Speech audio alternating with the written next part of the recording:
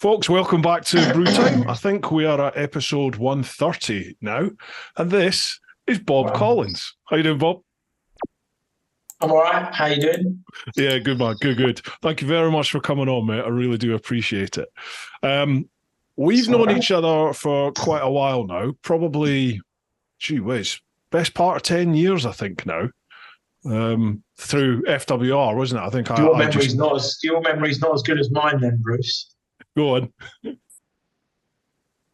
Well, I first met you around 2007, I think. Was it?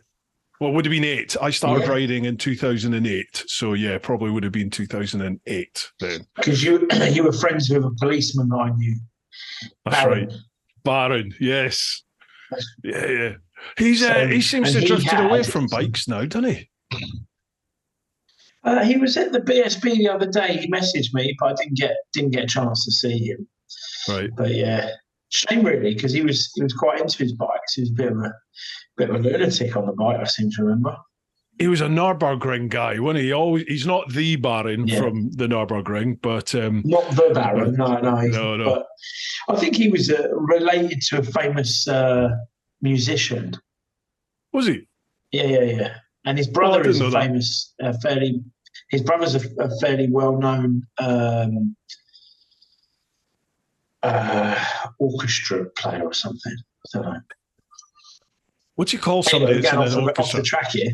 We are a bit. We are. Right. So our paths basically crossed because of bikes. Can you, for anyone who isn't familiar with Bob Collins, for anyone who's never heard of Viagra Bob and all the rest of it, can you just give us a quick synopsis as to who's Bob Collins? Who's Bob Collins? Bob Collins is a middle-aged man with no children who owns a well-established London tyre workshop, basically. And I'm known for doing lots of track days on lots of nice bikes, and I've raced for 20 years, a club racer for 20 years, I suppose, in and out of trouble with police, basically, for road traffic offences over the years. There is lots for us to chat about here. How much are you an open book in this, Bob? Are you an open book for this? Are you happy to chat about everything and anything? Yeah. I've got nothing to hide, really. There's a lot in the closet, but there's nothing to hide.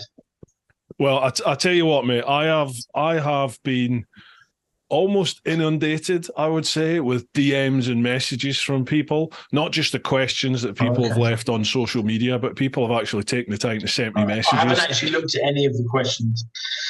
Good. That's often the best way. Questions on social media. That's the best way, because then we get a nice... That was my notes. The time. Well, there have been a lot of people contacting me, mate, just to tell me how good of a guy you are. So you're held in high regard, mate.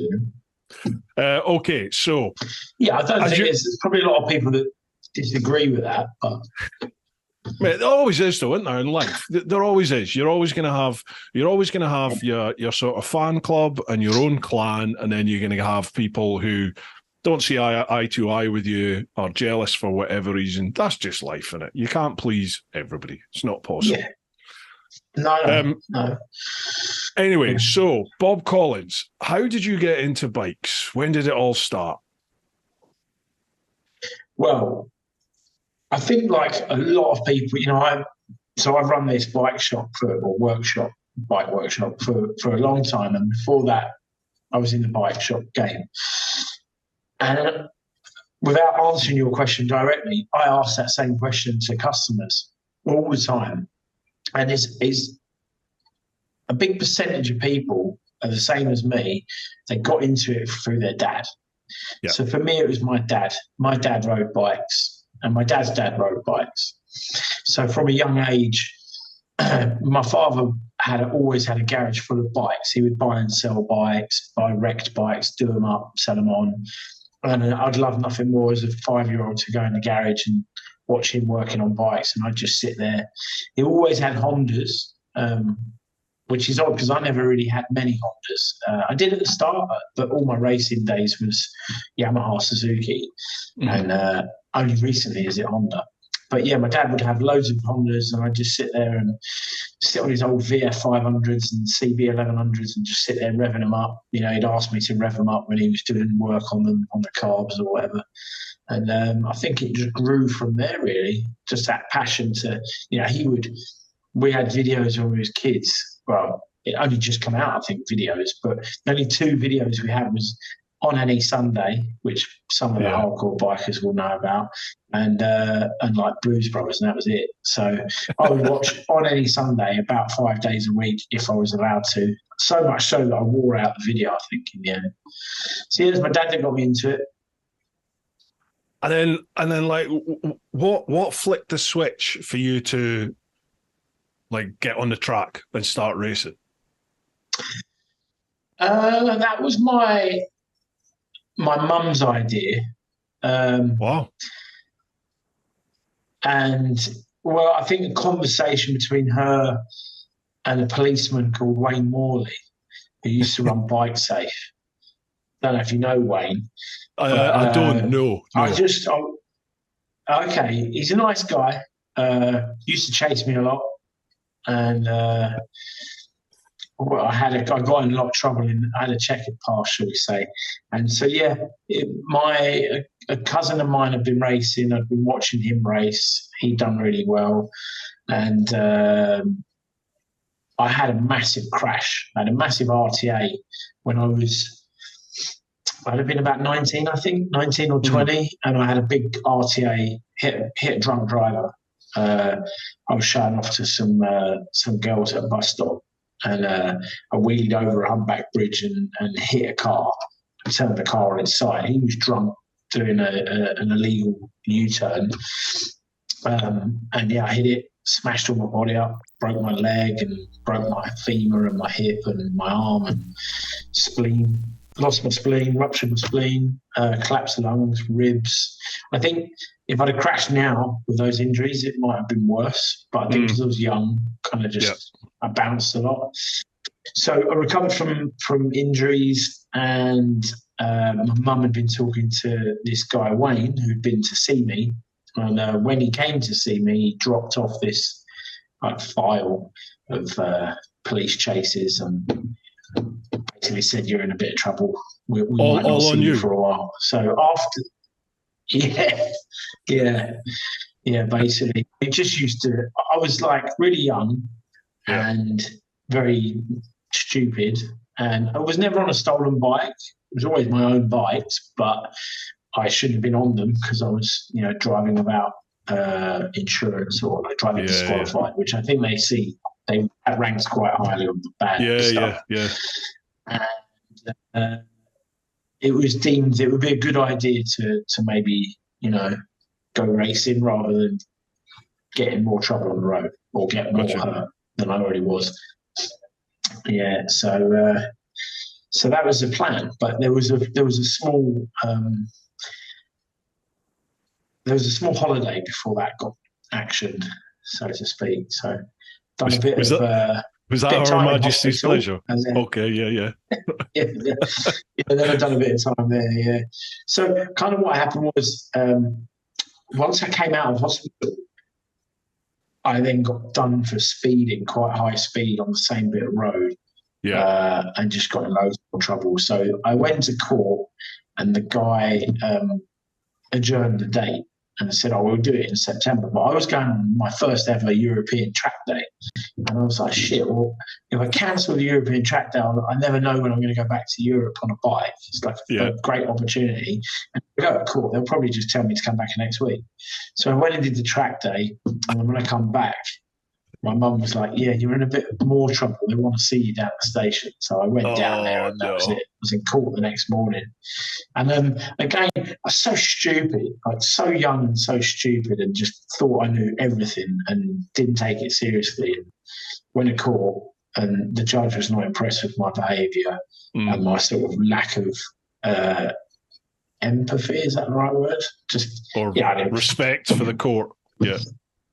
Yeah, it was like one of those Harry Enfield characters. You know, he was reading off the punishment. I was like, bothered. He's not bothered. 3 years. Yeah. Why didn't he double it?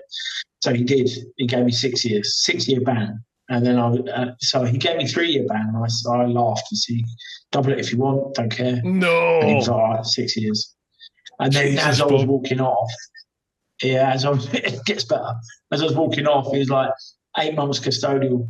I was like, oh, okay. Didn't know what that meant. Just weren't bothered. And then the bloke looked at me that was behind the jump, whatever you want to call it.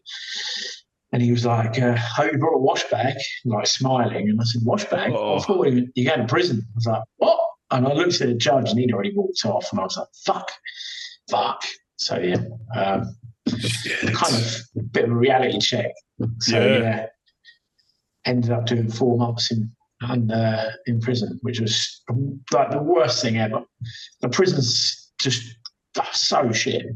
Yeah. You know, you are so heavily, and I got put, I think because of my age, I went to a young offenders, but like the first night they shipped me to Milton Keynes to a double A category prison. So the guy that I got put in with on the first night was a young offender like myself, but he was in for manslaughter because he'd killed his mother in a fit of rage about something or other.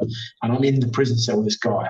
And it was like, it was pretty hard, really. You know, I mean, yeah, I put my hands up. I was stupid. I was riding around without insurance. I was riding around without a license, you know, putting wheelies everywhere, thinking I knew better than anyone. And in reality, if I'd have clipped a kid or killed someone, it could have been, you know, so I understand the punishment. I'm not arguing with that.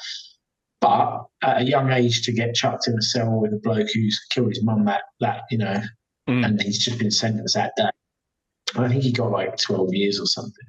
Jesus. And he's asking me to write his letter. Can you read my letters? And I'm reading these letters from his girlfriend. He's got 2 kids with his girl.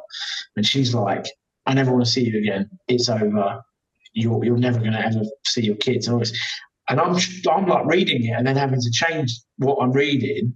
So I've made up this story about how to try and keep him in a good mood. I didn't want to get stabbed with a plastic fork or whatever, or pencil.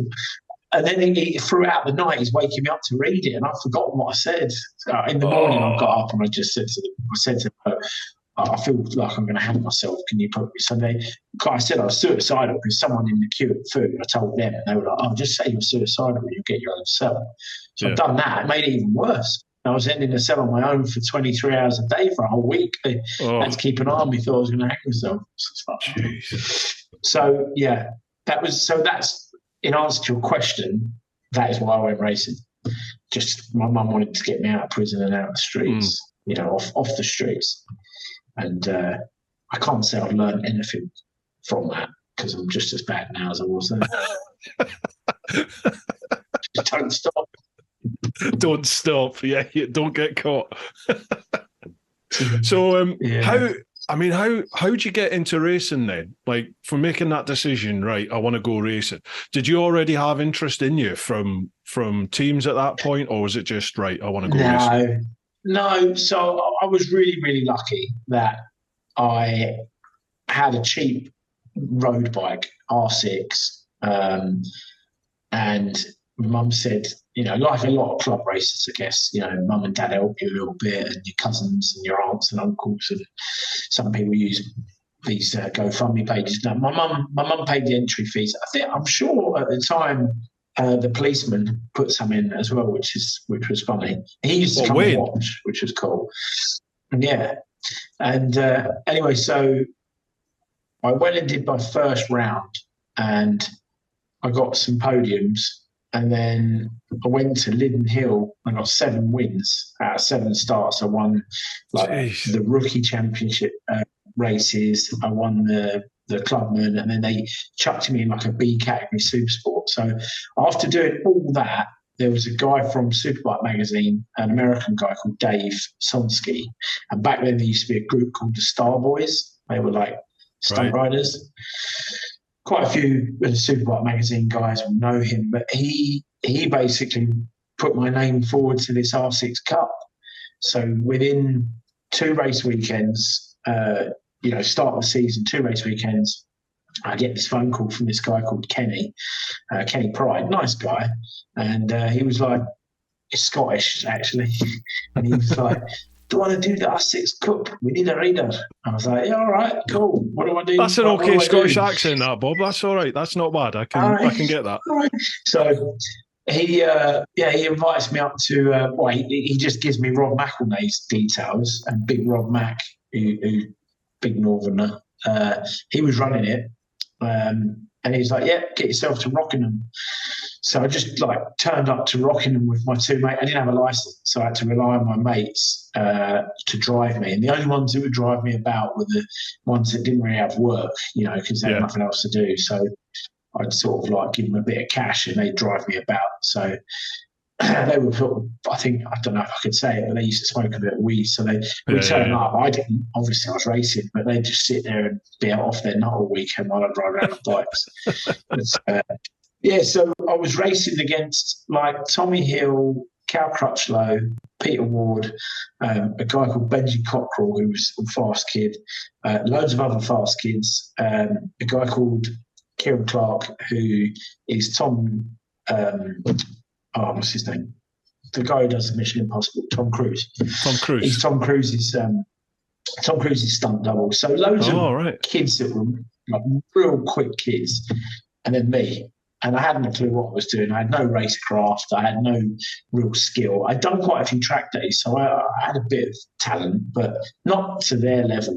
Tommy and Cal Crutchlow and their boys, they were the best that this country has to offer at that time. And because it was Rockingham, they had problems that weekend and there was no qualifying. So I had to start at the back of the grid, which was a bit crap. And I don't know where I finished. I can't even remember where I finished, but I finished okay, I think. And as the season went on, they were doing a documentary and they seemed to like me. So I got a bit more help and a bit more tutoring and sort of made my way up the ranks. But I would never beat the likes of the top five guys, Kieran, Pesky, Tommy, Benji and Cal Crutchlow. Those five were like the elite of the class, if you like. So, but from that stemmed another season. So I got entered into round 2, which was again really lucky. And I found some sponsorship from some cricket people, but they helped, so they paid. So I was happy with that. And that again could have been better. It could have been better. You make your own luck. Unfortunately for me, I was testing one of the bikes over by Docklands Airport. I thought it was a bit of kind of wasteland. It was all right if I could just go and practice some stunts and practice my race starts and go up and down on a race bike with no crashing. I'm doing sort of wheelies and burnouts and stuff. And a police van come around the corner to have a chat. And I just stopped and casually had a chat. And I was like, "All right, boys, how you doing?" And they were like, "Yeah, what are you doing?" I was like, "Just practicing my burnouts. Gonna hopefully get a good result the weekend and I can do some burnouts." And he's like, "Got a license?" I was like, No, I ain't got a license." He's like, "Where's the road? You can't just do burnouts on the road with no lid, no crash on me." He said, "I need to do a name check." And I've not long been out of prison. I've only been out of prison 6 months. So of course I'm on license. So straight away recalled, back to prison. And my mates, I went to court. I actually got bail. I managed to get bail, but I went to court the morning of like round 2, and I'd started round one was quite good. I started on pole and then crashed out of like 3rd place, and then so round 2 I was hoping to make amends at Snetterton, and I didn't get there. The boys were there with the van, the stoners, they were there, but I didn't make it, got banged up. Another 4 months of my life wasted. Oh, mate. And then what happens when you come out then from that second time? Well, I got back into the R6 Cup again. Started, and literally, I think I had to go back and forth because I had a tag on my foot. So my mates would have to whiz me up on backs of motorbikes, do the sessions, and then whiz home to be at home for the tag tracker thing. I hope I don't upset people and people think I'm a criminal, because I'm not. It was just driving offences, but obviously frowned upon. But yeah, back and forth on motorbikes with this stupid tag, and I had to wear odd boots because I couldn't get my normal boot on. over the tag, yeah. Yeah, and there was a guy called Stuart, like a fat guy called Stuart from Astro Van Centre, and he got like a clipboard with signatures to try and stop me rejoining. And luckily, for my sake, Rob Mack ignored that and let me in. But he was worried I think he was worried I'd take points off his rider because his rider was battling for second place in the championship or first place in the championship. Yeah. So yeah, it's funny. Dirty bugger. Funny how, yeah. And then it kind of went from there, really. Got lots of, I had some good results, and you just chip away at your sponsors and try and make a good profile for yourself, although I didn't do a very good job at the first 2 years. But yeah, I mean, for anyone out there that wants to race, it can be done. You just got to start. Once you start, you'll figure it out. Doors open, finances come from here and there.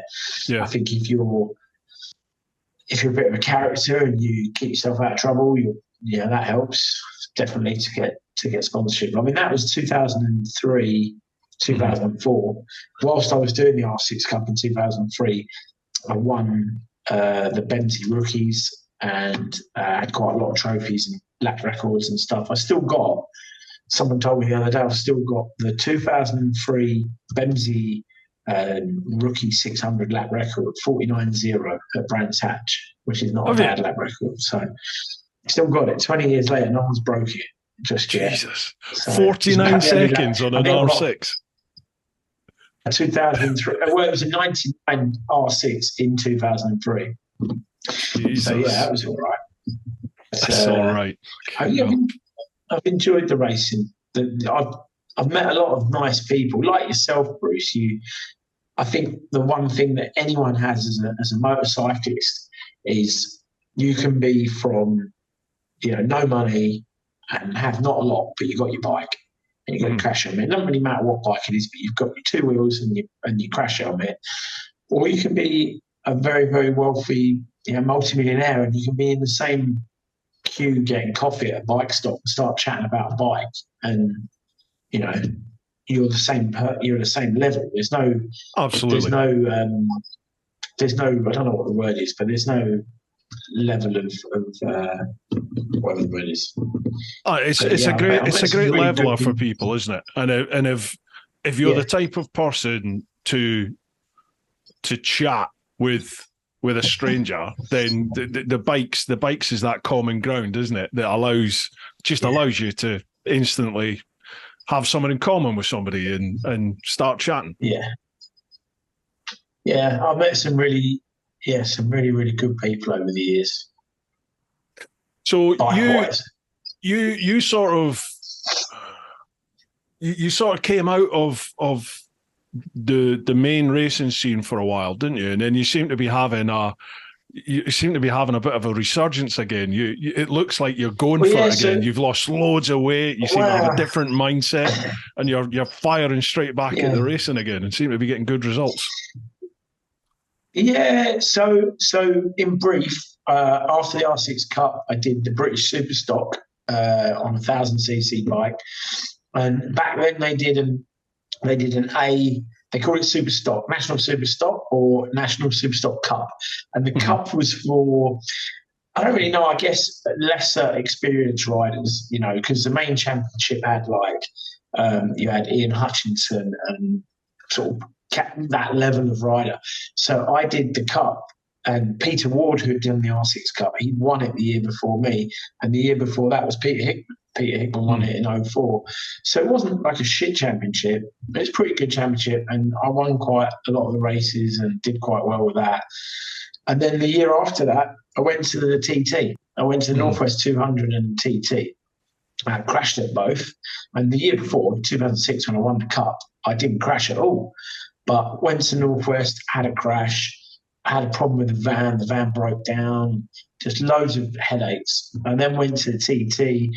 The hire van that I'd rented for quite a lot of money broke down. I had a crash on the last night of practice. My head was a bit of a mess. My lap times were slow. I felt like I shouldn't have really been there, and I felt like I didn't do enough homework. But I'd been over there like 15 times. I was part of the Hailwood Foundation, and I was really good friends with Guy Martin at the time, and another lad called Martin Finnegan, who's no longer with us, bless him. And they helped me so much, and I'd done so many laps. Like me and Guy would be out, 3, 4, 5 in the morning doing laps. It was quite funny. We borrowed Martin Finnegan. Google him because he's got some great pictures. Stephen Davidson done a book on him, and it's just some fantastic pictures. But proper true Irishman, proper road racer. We borrowed his Mazda, like an old 90s Mazda 323 with the pop-up lights. Yeah. And I'll never forget going through Bagarrow at like 3 a.m. with me and Guy Martin. He's driving this automatic thing, both with crash helmets with black visors and our racing gloves, absolutely flat out.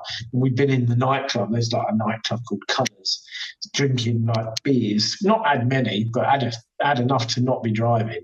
And guys just absolutely flat out trying to tell me where to be on the track and look for this marker and look for that. And I'm just like, it's probably why I didn't learn very much, because I was just shit scared the whole time. But, so despite all that, when I come back from the way the TT had gone for me, and I'd lost one of my close friends out there the year that I was racing as well. So I wouldn't say I gave up on racing, but I just thought, well, I've always wanted to be a TT racer, and I only really started racing on the road, on the track, because of my mum and dad. And the second I'd started racing, I thought, I could probably be a TT racer. That's where I want to end up. When it didn't work, and I finished last in the Superstock race, and I pulled out of the senior, and I just thought, it's obviously not for me, even though I really wanted it to be for me. I just thought, I've had enough. So I left it, and I think about 9 months went by, and then I got a phone call to race a classic bike. And this absolute lunatic, James Clark, very, very, very nice bloke. I went and met him at a campsite at the MotoGP one year, the same year, like I think 07. And he had this massive, brand new American motorhome, like a really expensive motorhome. And the back was a workshop full of bikes and tools and all the rest of it. And he was like, I've got a team of like 15 people. We just go around Europe racing endurance on these classic bikes. Do you want to come with us? And he said, I just love drinking and all the rest of it, all the carry-on. So I was like, okay. And I think I did that for about 8 or 9 years. And I got to race all over Europe. Raced at Phillip Island in Australia for Team GB with Jeremy Williams and a couple of other really nice people. And so I had a real good time with that, and it didn't cost any money as such. And so I just sort of went classic racing and lost the motivation like I had when I was younger and got fat. And I used to love drinking. I used to love drinking and eating. And a few years ago, I decided that drink probably didn't agree with me. I wasn't a good drinker, and just got fed up a bit of fat. So I stopped eating, got fit. What? And I raced 24 weekends last year. So you were saying about the resurgence. 24 weekends was a busy year last year. Done quite a lot. God, yeah, absolutely. Do you mind me asking what was the sort of, what was the moment? What made you just go, I think I'm done with booze? Because you were synonymous with good times. You had an alter ego, didn't you? Frank. Was it Frank? It was Frank, wasn't it? Frank. Yeah. So Frank came out when the beer started flowing. Frank was a complete lunatic, and I genuinely don't recall half the stuff. I mean, there's times that I know about, but I genuinely don't remember a lot of stuff. And, you get to an age where you just think the hangovers hurt. People are phoning you up going, do you remember saying this to me? Do you remember saying that to my wife? You tried to do this to so-and-so. And we were having a fight with him, and you need to apologise because you did a burnout in their hallway. And, I mean, I did a track day. I did a track day in Slovakia. And so my logo, the logo on my leathers is Frank, and it's got bullet holes in it because I was at a track day in Slovakia, and it all went horribly wrong of an evening. Drunk Frank decided to try and hit this corner flat out in third, and it was wet. And I ended up spinning the hire car and bounced off a railing and missed a police car coming the other way and got chased around Slovakia. And Jesus. ended up getting arrested and went to a Slovakian prison and had to hang out there for a few days before going to court. And then I basically missed my whole track day. So that wasn't the deciding factor, but that was one of the factors of probably Frank should just be put to rest for a bit and maybe just stop drinking. And I decided to do Matt. Do you know Matt the Copper, Matt Wetherall? Yeah. He took me for my my bike course when I did my bike course. Yeah, so nicknamed Fister. Yeah. He done Dry January the year before me, or 2 years before me, and he used to work for me. So I watched him go from being fat to skinny, and I thought, oh, okay. And he said, why don't you just try the Dry January, do that? So I did. That's how it happened. I didn't plan on stopping. I mean, I knew that I should probably stop, but I didn't plan to stop. So I thought I'll do Dry Jan, and if I find that easy, I'll do Feb, and then I'll hold out until the first round of the MRO, motorcycle racing, and I lost like loads of weight. I was exercising anyway.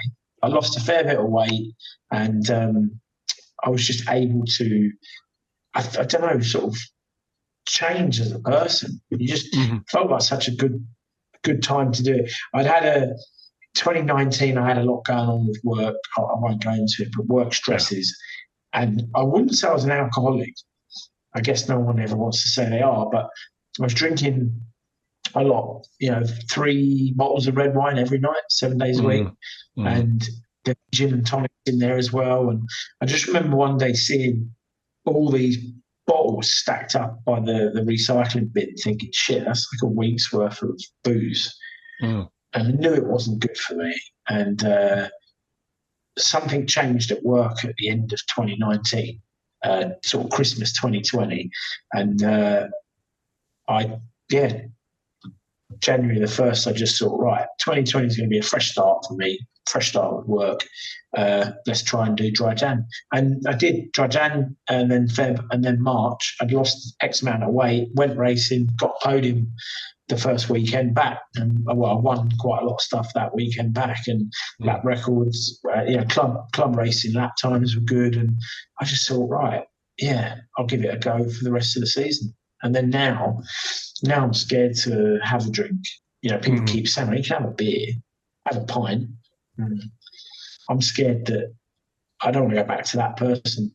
I feel like I've achieved something, because I know that alcohol is quite a sociable thing, and I miss being able to go out with the lads. I can still go out, but I just have to change my timings. So I still go out with the lads, but when they start slurring and repeating stories and giving me dead arms, that's when I leave. Time to taxi, or I become the taxi driver. I don't mind doing that, scaring everyone on the way home, and just, that's quite good fun. That's interesting, mate, that it was Matt, it's another copper. That's like 2 major instances in your life where a copper has had like a fundamental impact on your life, haven't they? Yeah. Well, the first time was getting put in prison, so yeah. Well, yeah. Say it's 3 times. No, 3. Matt's actually all right. Matt's actually all right. He's not a bad bloke. Yeah, he's a good lad. I remember him taking us for the first week of our course. He didn't do the second week, sadly. But I remember we had to do the agility stuff, all the cone riding, and it was slow speed control going around a cone, which, like, if you look at Moto Gymkhana, people fly around it, don't they? But they wanted us bolt upright as slow as possible. Yeah. Well, Matt came in and he was literally like knee and elbow down to knee and elbow down doing figure of eights on a big RT. And he was like, come on, you cunts. Come on, you useless cunts. He was just nipping around these cones and we were dropping bikes all over the place. Oh, I bet. I went just before he left, or before he retired.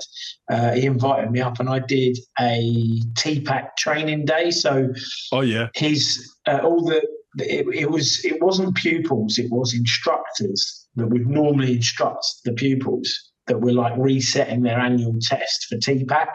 Mm-hmm. So we went out and we were dressed in casuals in a Jag, blacked out Jag. And he said, what'll happen is we'll get chased in a minute. But then I completely forgot because the radio goes and I'm all like, oh, fuck, who's that? Like, what's going on? What's going on? And I'm listening to the radio chat and it's, we're in pursuit of a black Jaguar with two of Milton Keynes or two of Luton's most wanted paedophiles. And then he's like, oh, fuck's sake. And I've looked and he's like, is that us? He's like, yeah. I was like, oh, great. And I look around and there's 4 police cars chasing us up the A1 flat out. And we're doing like 100 mile an hour. And it's like, if any of the listeners have been on a Spanish track day, it's the same sort of thing. We're all in these cars, just basically trying to smash into each other. And Matt obviously has track. It's a bit more technical than that, folks. It's a little bit more technical than that. Yeah, a bit more technical, but they're doing this TPAC train. They're trying to stop us. And Matt's bouncing them off. One's ended up in a curb, and one's ended up missing the junction. But it was really surreal, you know. We came off one of the slip roads and down into wherever they do the training. It's up near Hendon, up past Hendon on the A1, and you're just driving around flat out. It was quite funny. It's a very surreal feeling. Yeah. Where's he now? Is he still racing? He's still racing. I think he's coming to the end of the bubble. Right. Gotcha. It's a bit of a journey. You start off as a novice and you work your way up, and he's won a few championships. And now I think it's like the hassle that goes with racing, the money, the preparation, the fitness, all of this stuff is here. But the racing and the results are up here. But then you have a crash and you get hurt, and then you look at your bank and your credit card, and then all of a sudden it's like, oh, actually, I can't be arsed with this. I don't think that's unfair for me to say that, but I get the impression that he's maybe had a good few years at it, and he's sort of getting to the point where he's probably ready to call it a day. I think that's my take on it. Gotcha. You have to ask. Gotcha. Yeah, he's had some good results. Had some podiums this year, I do believe. Mm-hmm. Yeah, it was a twin series, wasn't it? Or was it classics? It was, yeah. He's now racing a 600 in the No Limits Endurance. Yeah. So I dip in and do a fair bit of No Limits Endurance, although I've only done one this year. I did four last year, and we won 3 of them, and we finished third in the final one, which was the 8 hour at Alton Park. And my teammate got spannered, so I ended up doing 8 30-minute sessions. So I was on the bike for 30 minutes, off the bike, putting a tyre and some fuel in and having a drink, and then back on the bike for 30 minutes, as fast as you can go. And I did 8 of them. And we got 3rd place. It was 4th overall, but 3rd in the 1,000 class. And my teammate was ready to call it a day. He's like, well, we've only got 1 bike each. And I said, that's all right, because it was 3 riders, 3 bikes. When it was down to 2 riders, 3 riders, 2 bikes. So him and his brother shared a bike. So they did 4 each, and I did 8. So it was good. Jesus, that's when the fitness kicks in, eh? Yeah, you need it. And I think this is the fittest I've ever been. I was quite a podgy racer. I'm still a bit podgy now, but I'm quite fit with it. Brilliant. Right, dude. I think we're not going to do a Mossy here. I had Mossy on last time, and we were, 6 hours in a podcast. Oh, brilliant. He's got to come back on again. Did you have a drink? He must have had a few beers. Oh, yeah, we did. Yeah. There was no whole bars in that conversation. It was just free flow. Yeah. But, we started at R6. And at 1 a.m., I had to say, Mossy, shut up. It's like, this is ridiculous. Yeah, 1 in the I don't morning. drink, so you're all right with me. My God. Right. What's that going to be, a 3-part series? That one was 2. I did two parts to that. I think it was a 4-hour and a 2.5 hour.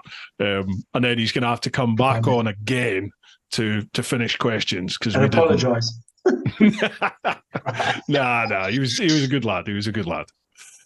So if we crack on now with questions, how do you feel about that? And just see where they take us. Right, lovely job. Right, first off, folks, we'll head to the clan over on Patreon. So it's patreon.com/TeapotOne. First one, Charlie Callard. Evening, gents. Hope you're both fit and well. All good, thanks, Charlie. Bruce, Morocco looked amazing from what I've seen from Mr. English, but those temperatures must have been brutal. Fair play for riding in that. Yeah, I've just come back from Morocco on Sunday, actually. I had an 11-day riding out there. Yeah. Shy 48 degrees. It hit 47 on the road, and a few of the boys went off and did the proper sand stuff in the desert, and it was 48. Yeah. Like digging the bloody GSs out in 48 degrees out of the sand. Forget. That's interesting because went to I did the Toro Trail back in the day to Morocco. And I didn't pack much because I thought it was going to be exactly what you said. It's Africa. It's going to be loads, it's going to be hot. Yeah. There was snow where we were. Oh, did he take you up? We were on the top of the mountains. Yeah. Yeah, I was freezing. Yeah. Freezing. What time of year was that then? That must have been over the winter April. Then, surely. April. Yeah. Just late April. Yeah. We did Google it. But yeah, sorry, go on. We did those, a lot of those tracks, but the problem now is most of the tracks seem to be getting either graded, so they're graded road, or they're just being tarmacked and concreted now. So even from when I was there 4 years ago, like out of Chefchaouen, you go up over the hill through all the cannabis fields, and it's like it's just like a graded road now, whereas it used to be a track. But never mind. That's a shame.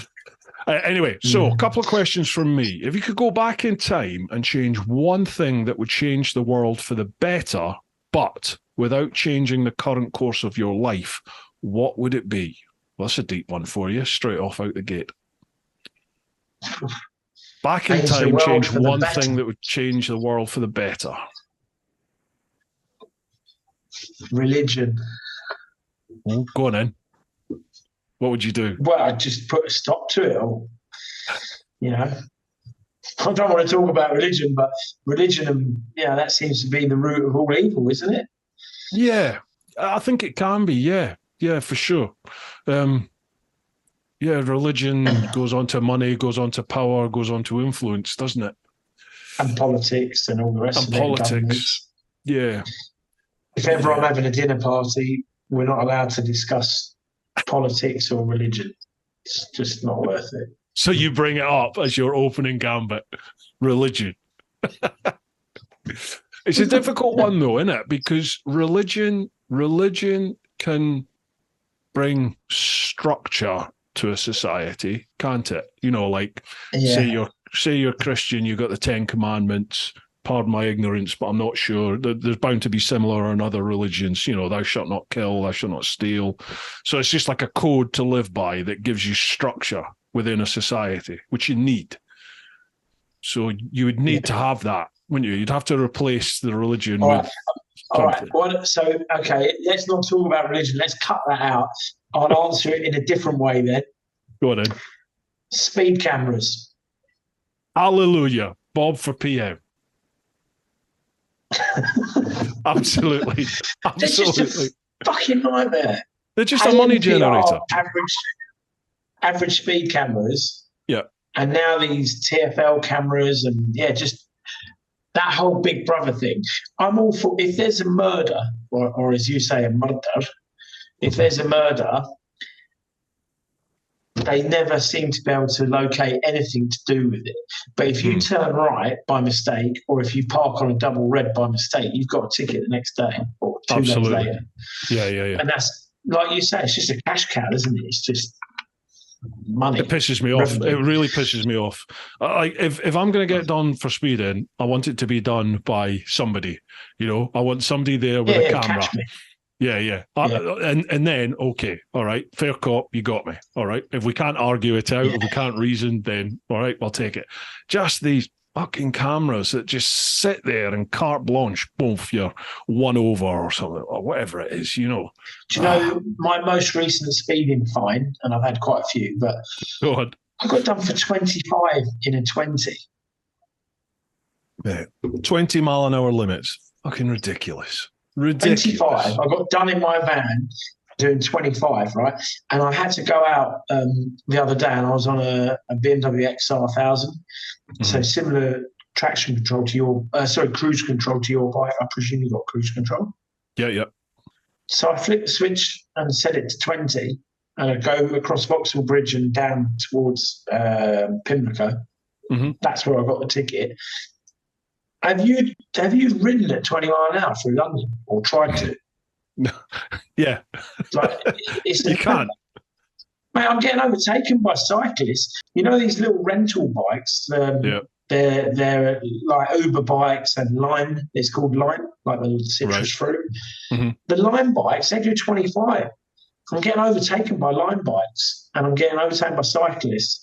And there's cars up my arse. There's Arctics trying to pass me. And I'm like, boys, this is a 20 down here. It's just madness. It really is. 20 is, I think, a bit stupid. Yeah, I totally agree with you. You can lose your license in no time. Yeah. I'm with you on that. Speed cameras, stone them. Not a chance. Right. Secondly, which is better in a burger? Burger sauce, barbecue, or ketchup? I mean, I like mustard. Oh. Now you are a burger connoisseur. You're a bit of a barbecue connoisseur. Like to think so. So I tend to have. I would have a bit of bacon jam and a bit of mustard and maybe a bit of ketchup. So if I had to choose from the three, ketchup. But hang on a minute. Let's rewind here a bit, Bob. Bacon jam. What's that? Yeah. Bacon jam. It's like a jam that's made from bacon, I guess. Oh my God. You never had it? Never. Where'd you get that? Oh, you have to go somewhere special for that. I'll get you some. That might change my life. Bacon jam.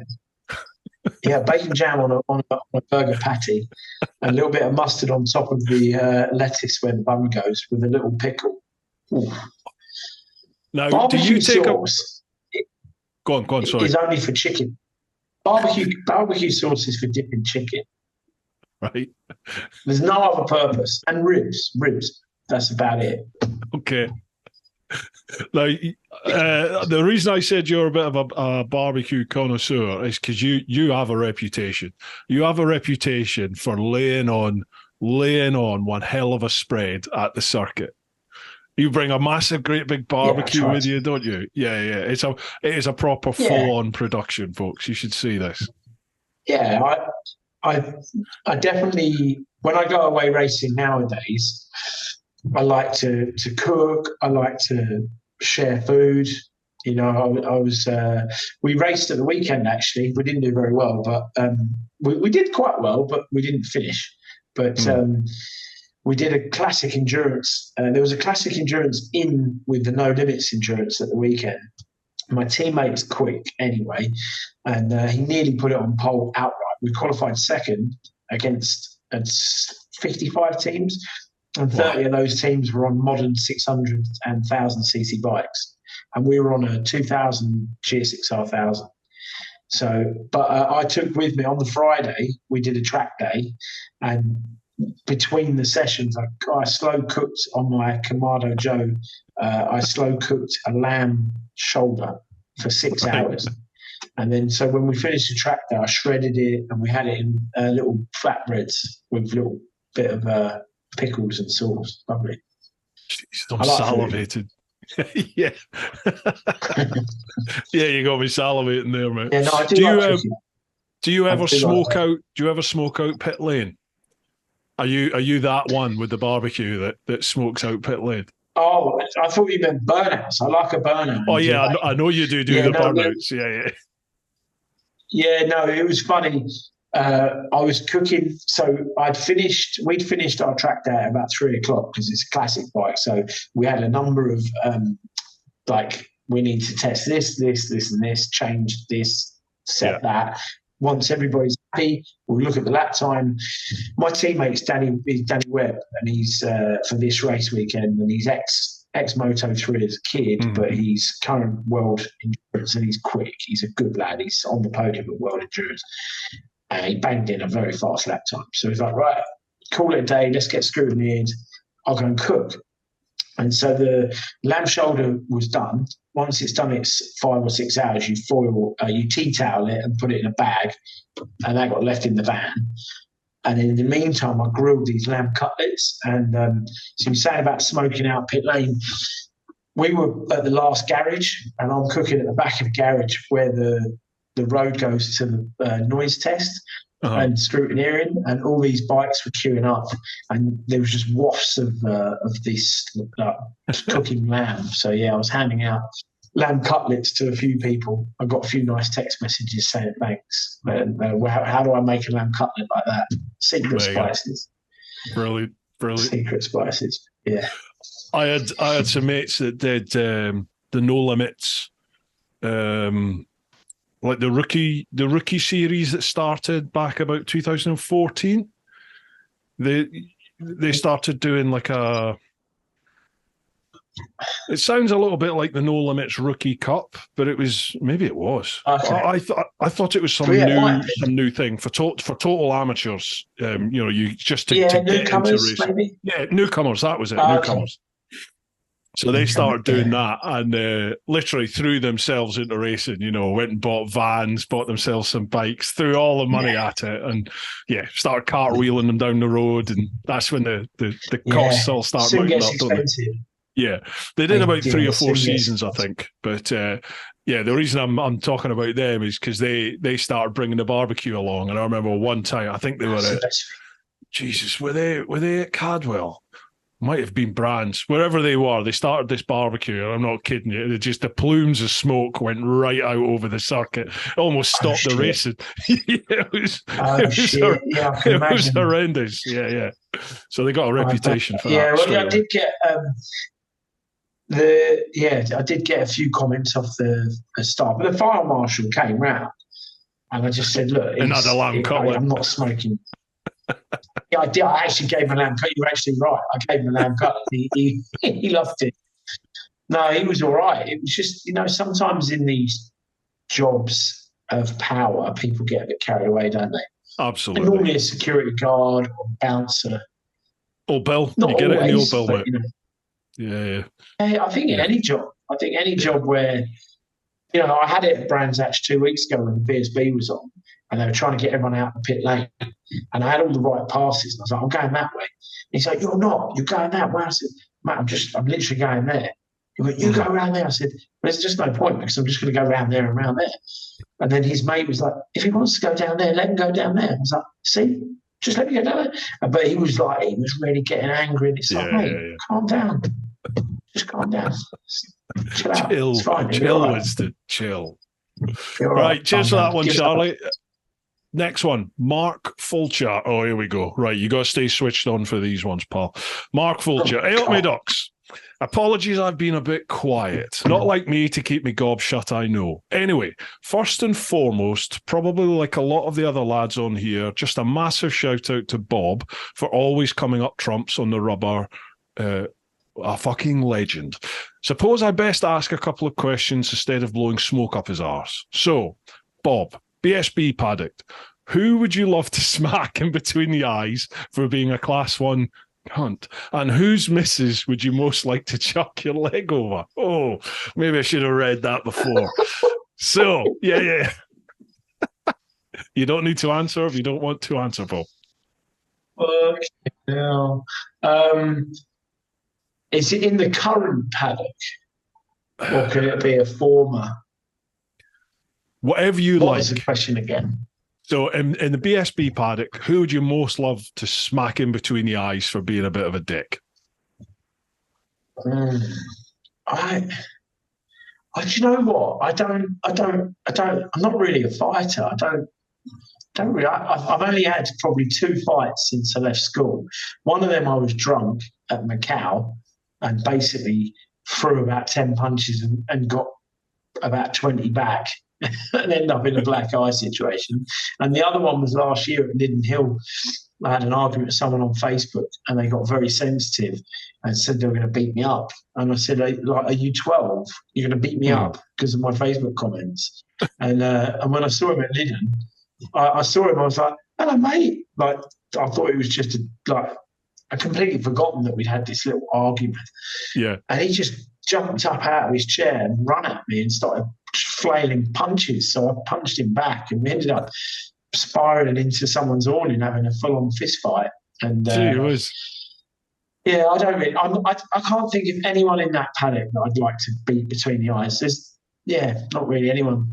Even someone recently who sort of went behind my back and stole my sponsor. Even that didn't really bother me. You know, if they're that desperate for money, they can have it. Just sums them up as a character. I just deleted them from my life, so to speak. But I wouldn't want to fight anyone, I don't think. And as for the second part to that question,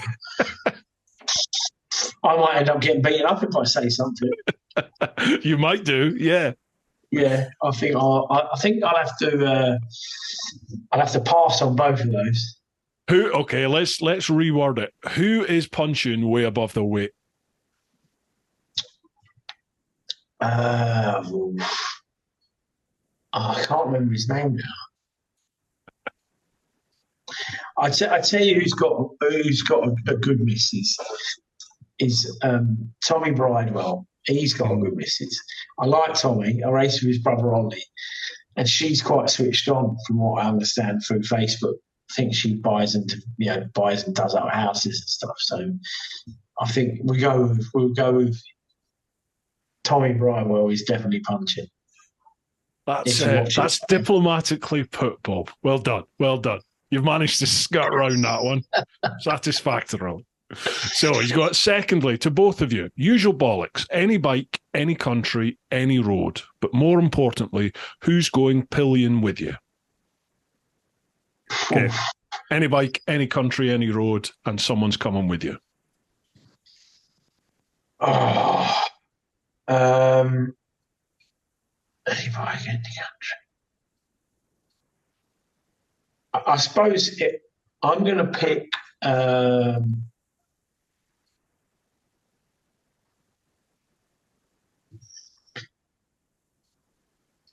does it have to be someone that's still here? No. So I'm going to pick one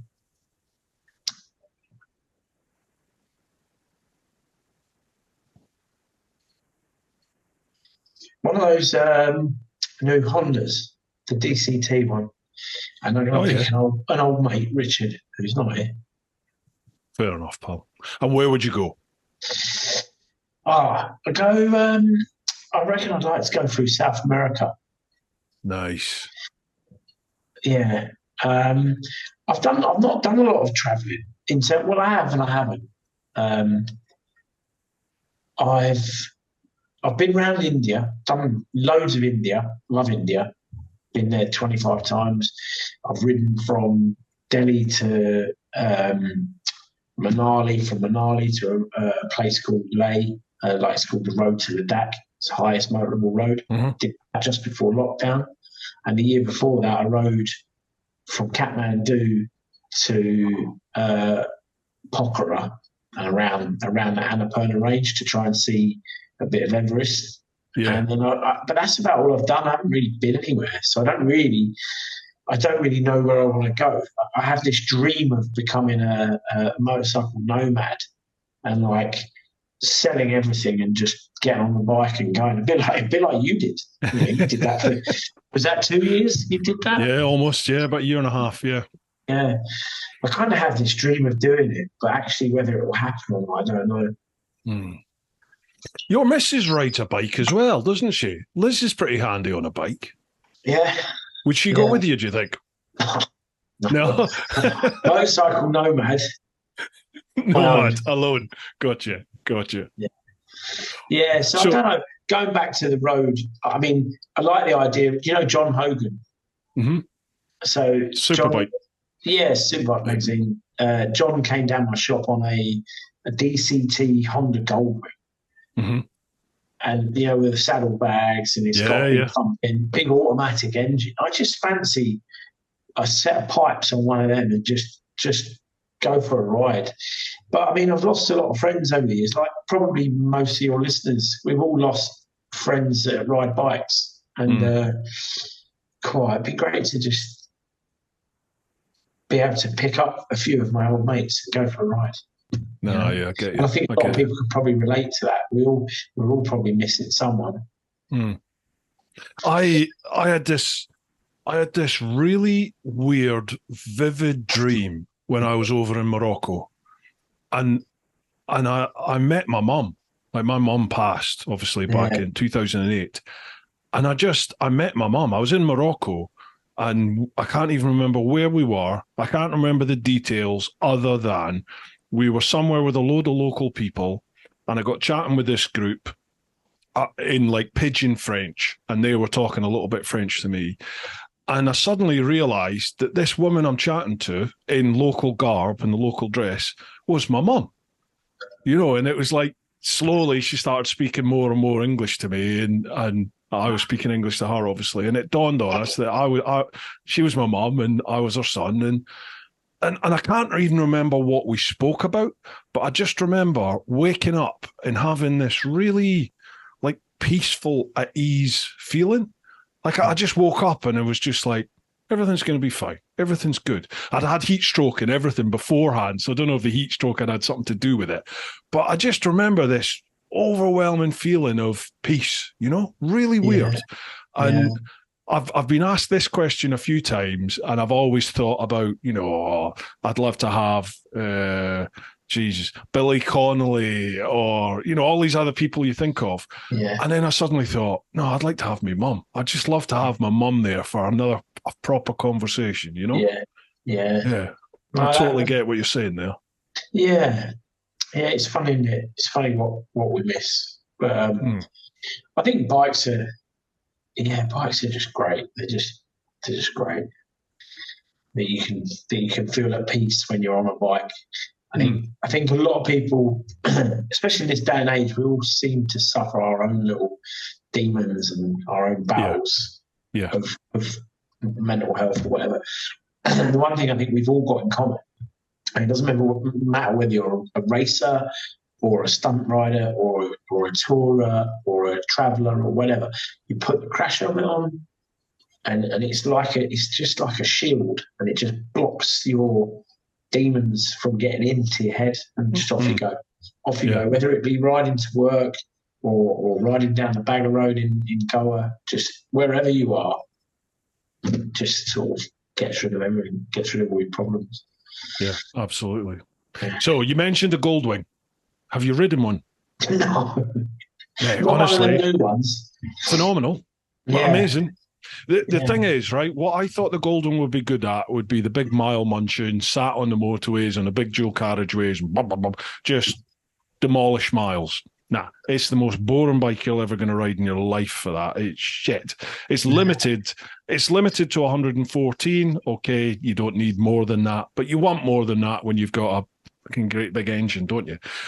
When it comes alive is when you put that in sport mode and take it on the backcountry twisties, you know, like proper twisty back lanes.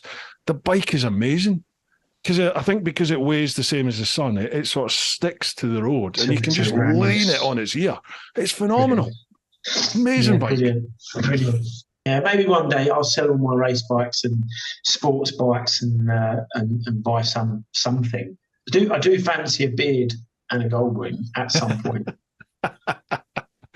Jill, I'm getting right hacked off with this beard now. I'm sick of people telling me how old I look. It's like, but you've always looked old.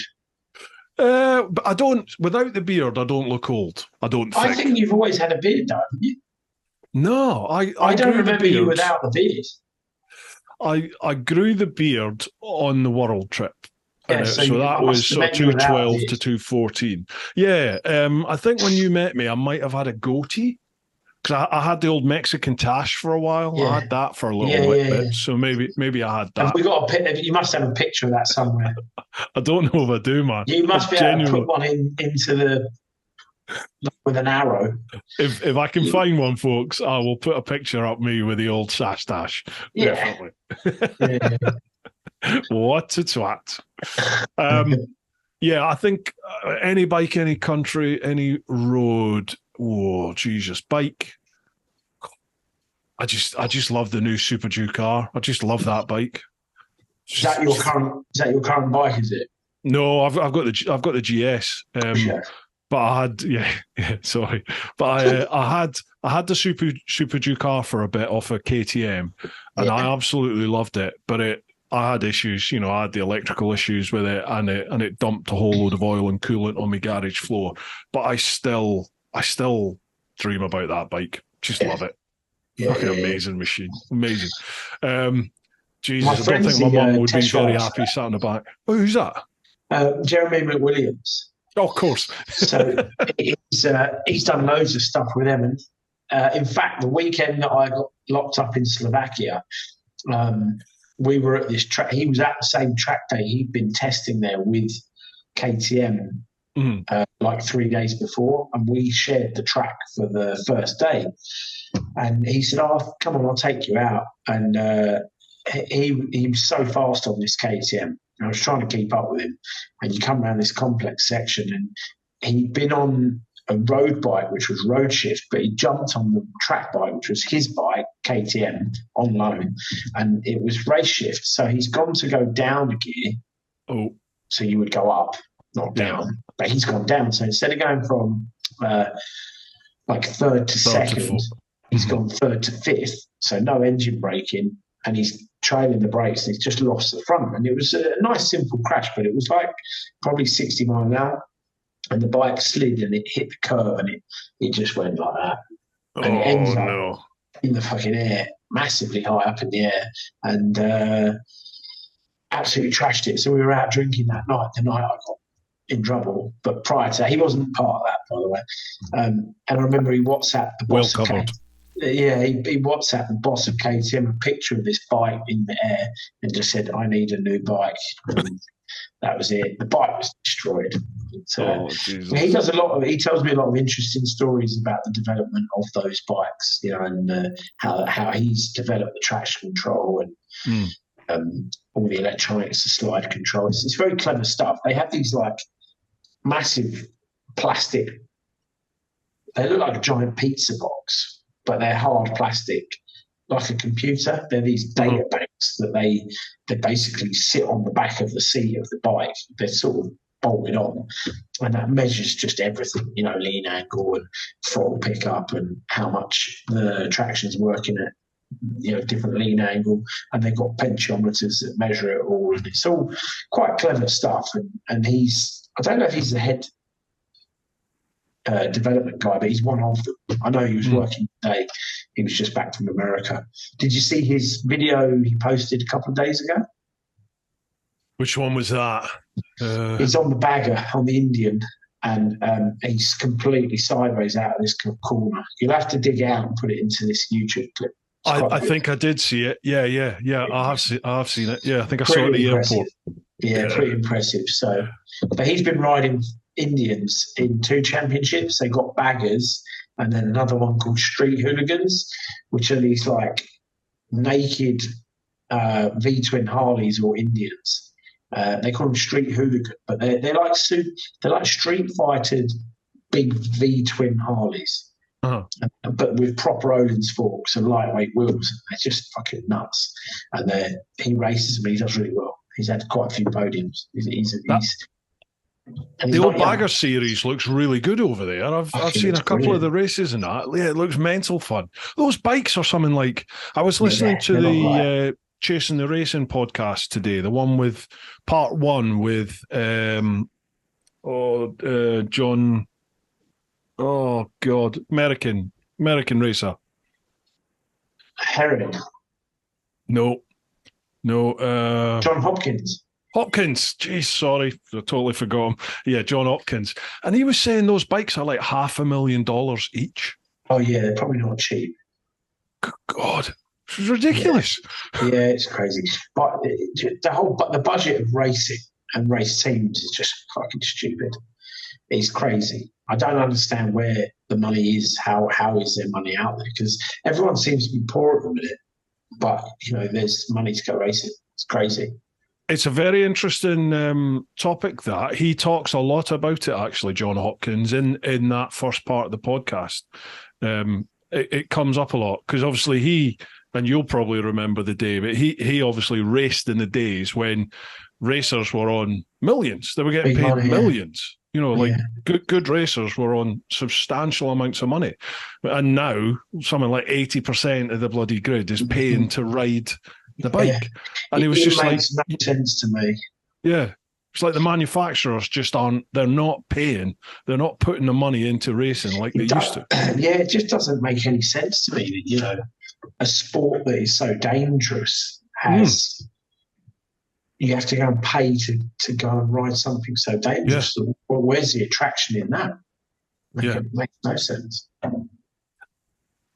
Oh, you're right. Yeah. It's just a bit of gunfire in South London. It's probably just been shot. Oh, well, never mind. Yeah. Right. Next question. Mark just says, and very quickly, thoughts on the new sports bike series in BSB next year? I don't know anything about this. I haven't seen anything. What's that all about?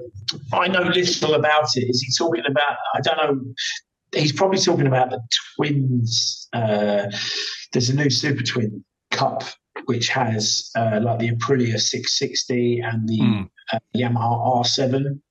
I think he might be talking about that, but I'll be honest, I know little about it. But I do know that Stuart Higgs, race director, he's not stupid.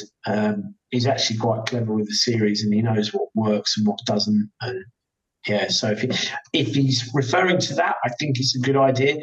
Although cost-wise, again, those R7s, to build an R7 or an Aprilia to top spec, it's about 30k now. These are little shopping bikes that you're supposed to sort of bob down to the shops and have a bit of fun on a Sunday. But yeah, it's like 30k to build a proper bike. Same with Superstock. I mean, the Fireblade I race is essentially a Superstock bike with some wheels and a couple of upgrades on the brakes. And that's like a 35 grand bike to build, a little bit just over 35. And if you put data loggers on it and stuff like that, you're looking at close to 40. The BMW's about the same money. The Ducati's a bit more. And back in my day, sounding a bit old, but back in my day when we did Superstock, we could build a bike. Well, you could build a bike for like less than 7.5, fully built, go racing. Good God, really? Yeah, and that was less than 20 years ago. So yeah, it's changed a lot. It's got very expensive. What do you think? Why do you think that is? I mean, obviously there's inflation, so things naturally increase. But to have that degree of a jump, I don't get it. Since COVID, everything's gone crazy with the price of stuff. It's phenomenal. Like the wiring loom, the HRC wiring loom and ECU for my Fireblade to make it from a road bike to something that's actually a real race bike. So you can change a lot of settings on the ECU with the kit ECU. But those kit ECUs were like 5 years ago, you would pay around £1,200 for an ECU and a wiring loop, between £1,200 to £1,500. Like 4 years ago, 2019, 5 years ago, 4 years ago. Now, for my bike, they're £6,000. Good God. What? Yeah, with the data cable and the ECU and the loom, they're £6,000, about 6,200. And you get a special dispensation, and you get a bit of discount if you're racing in British Super Bike Stock Series. But even then, they're still above 5 for a little bit of wiring loom and an ECU. Just seems crazy. I mean, how do they justify that? Just they can get away with it, so that's what they charge. Yeah, fuck knows. I don't know. Wow. But everything's expensive, tyres, brake pads. Yeah. I mean, brake pads, race brake pads, whether you go Brembo or SBS, without getting too boring here, but brake pads alone are like even at a really good price, like a cost price, you're looking at over 250, and you need a set a weekend, and you need 3 sets of tyres, and they're nearly 500 quid a set nowadays. Yeah. So by the time you've done your fuel, your pads, your tyres, you're close to £2,000. You know, at the top level club racing or British Superstock. So how people do it, I don't know. And that's assuming you don't spank it down the road and everything else that comes with it. Yeah. I've only done 3 club racing weekends this year. I did 24 last year, but this year I've done 3, and I crashed at the first 2, and I've done 10 grand's worth of damage and broke my fractured my T4 and broke all my foot and ribs and various other bits of damage. So yeah, it can be quite costly. Time off work. That's right. Yeah, you had a big old smash. How are you doing now? Yeah, I'm all right. I just can't turn very quickly. Jesus Christ! I'm not as flexible as I was on the bike this weekend. I really felt it. So we've spoken about work quite a bit. We should come on, give a shout out. What's work? Work is FWR, which is a tyre shop in London. We do a bit of mail order. I won't tell you what FWR stands for. You'll have to guess that. But it does involve a racer, which is what the R stands for. And we do quite a lot of mail order. We do a lot of workshop stuff. We've got MOT bay. We build race bikes. We kind of do a bit of everything nowadays. And it's a busy shop. But London's slowed down a lot, I think, since COVID. A lot of people working from home. I think that's had a bit of an effect on us. You know, we seem to be doing more of the workshop stuff and less of the mail order stuff. And I think different areas have all changed. But yeah, ultimately, if you need anything for your bike and you're in London, come and see us, give us a shout. We try to be competitive on price. We're probably not the cheapest, but I think sometimes quality is better than overall price, especially when you're talking 20 quid. But, so we'll leave all the links down below there, folks. I'll leave the website links and stuff down there, so make sure you check them out if you're in need of some tyres. Right. Next question. Patrick Collum. Evening, gents. As someone who is falling out of love with motorbike racing, MotoGP and World Superbikes, both being dominated by Ducati and a constant number of sprint events taking up too much time in my weekend, am I alone or are we getting a bit saturated? I was listening recently to a number of riders. They suggested combined minimum weight of both bike and rider, as well as more intelligently delivering balance and performance. What are your thoughts? Well, I'm a small person, so I can't really comment on the bike and rider combo of weight. But I guess you're referring to Bautista, because he is, let's face it, doesn't weigh anything. And watching him at Czech Republic overtake Toprak was something else. He just pulled out and went round him, and Toprak had to outbrake him. He done it back. But I think what you could argue, if you're a little person, is the bigger person, although they don't have the weight advantage of a little person, they have the strength advantage. Yeah. So they can muscle the bike around where a little person can't. So I don't know how I feel about the whole weight, power to weight, or whatever the right word is, scenario. I'm not sure I agree with it because, if you, I don't know, I'd be interested to see how it would work and how they would sort of deal with that. I know they do it in the smaller classes with Moto3 and stuff. But yeah, I don't really have a very good answer for your question. Sorry. Don't know enough about it. Racing, you just have to figure out, says a non-racer, obviously, but surely as you just said, everyone has their own specific strengths and weaknesses. And is it not a matter of figuring out the best plan for that circuit and your bike to accommodate your strengths and your weaknesses? And there may just be a circuit where you're not going to win compared to that smaller or bigger person. You just have to lump that. But further in the championship, you're going to get at this circuit. Well, exactly, yeah. And I think also if they start introducing rules like that, where does it end? I don't know. Yeah, I probably need more time to answer that question properly. Sorry. But maybe he should start a thread on a forum and we can discuss it further. What could go wrong with that, Bob? Yeah. They're normally very tolerable forums. I think MotoGP, I understand also where it's come from. That the problem with MotoGP is Ducati have spent a lot of time and money in building their team, and they've got the best engineers, they've got the best riders, they've got all of the data technicians, and just everyone in that puzzle. They spent a lot of money investing years ago to create the best team. KTM have done exactly the same. KTM have kind of like created another great team, and that's why they are the two strong teams.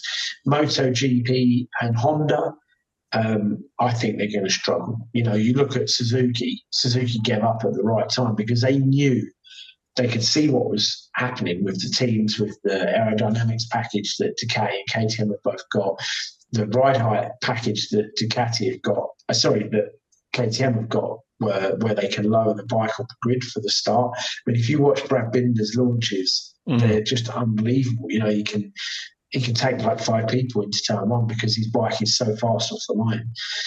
And Yamaha, again, it's going to take years for Yamaha and Honda to catch up, like years. I don't think they'll be there for at least 2-3 years. So I think Suzuki was the same, and they realised it, so they've just jumped ship. Yeah.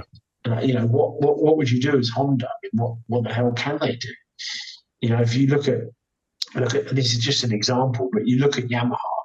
I'm not a massive MotoGP follower. I don't watch them all, and I don't know a lot about it. I'm not a massive avid fan, but just from a simple point, you look at the starter that Yamaha that they use. It is 5 or 6 years old. It's the same starter they've had for 6 years. It's this big, clunky, heavy thing that they've got to lug all around the world. You look at Ducati, they come over with their little box and they just plug it in, start the bike and walk off. So if they're prepared to spend time to develop such a small, non-beneficial part to go racing, it shows what they can do with the rest of the bike and the rest of the package, so to speak. That's my analogy. Like, if Yamaha can't even sort out the starter for the bike, they've got big problems, haven't they? Yeah, it does sound like the sort of big Japanese manufacturers have just been caught napping, really, as you said. Like they've sort of rested on their laurels as being the kings of MotoGP over the last decade, and now all of a sudden Ducati and KTM are, well, undeniably way above. It's just. And I don't know, when Marquez leaves Honda, which there's talk it's going to happen sooner rather than later, who's going to go to Honda? Because it's near enough finished everybody that's ridden it. Everyone's ended up injured, high-siding and injured. Yes. But then that was Ducati. That was Ducati, wasn't it? 4 or 5 years ago.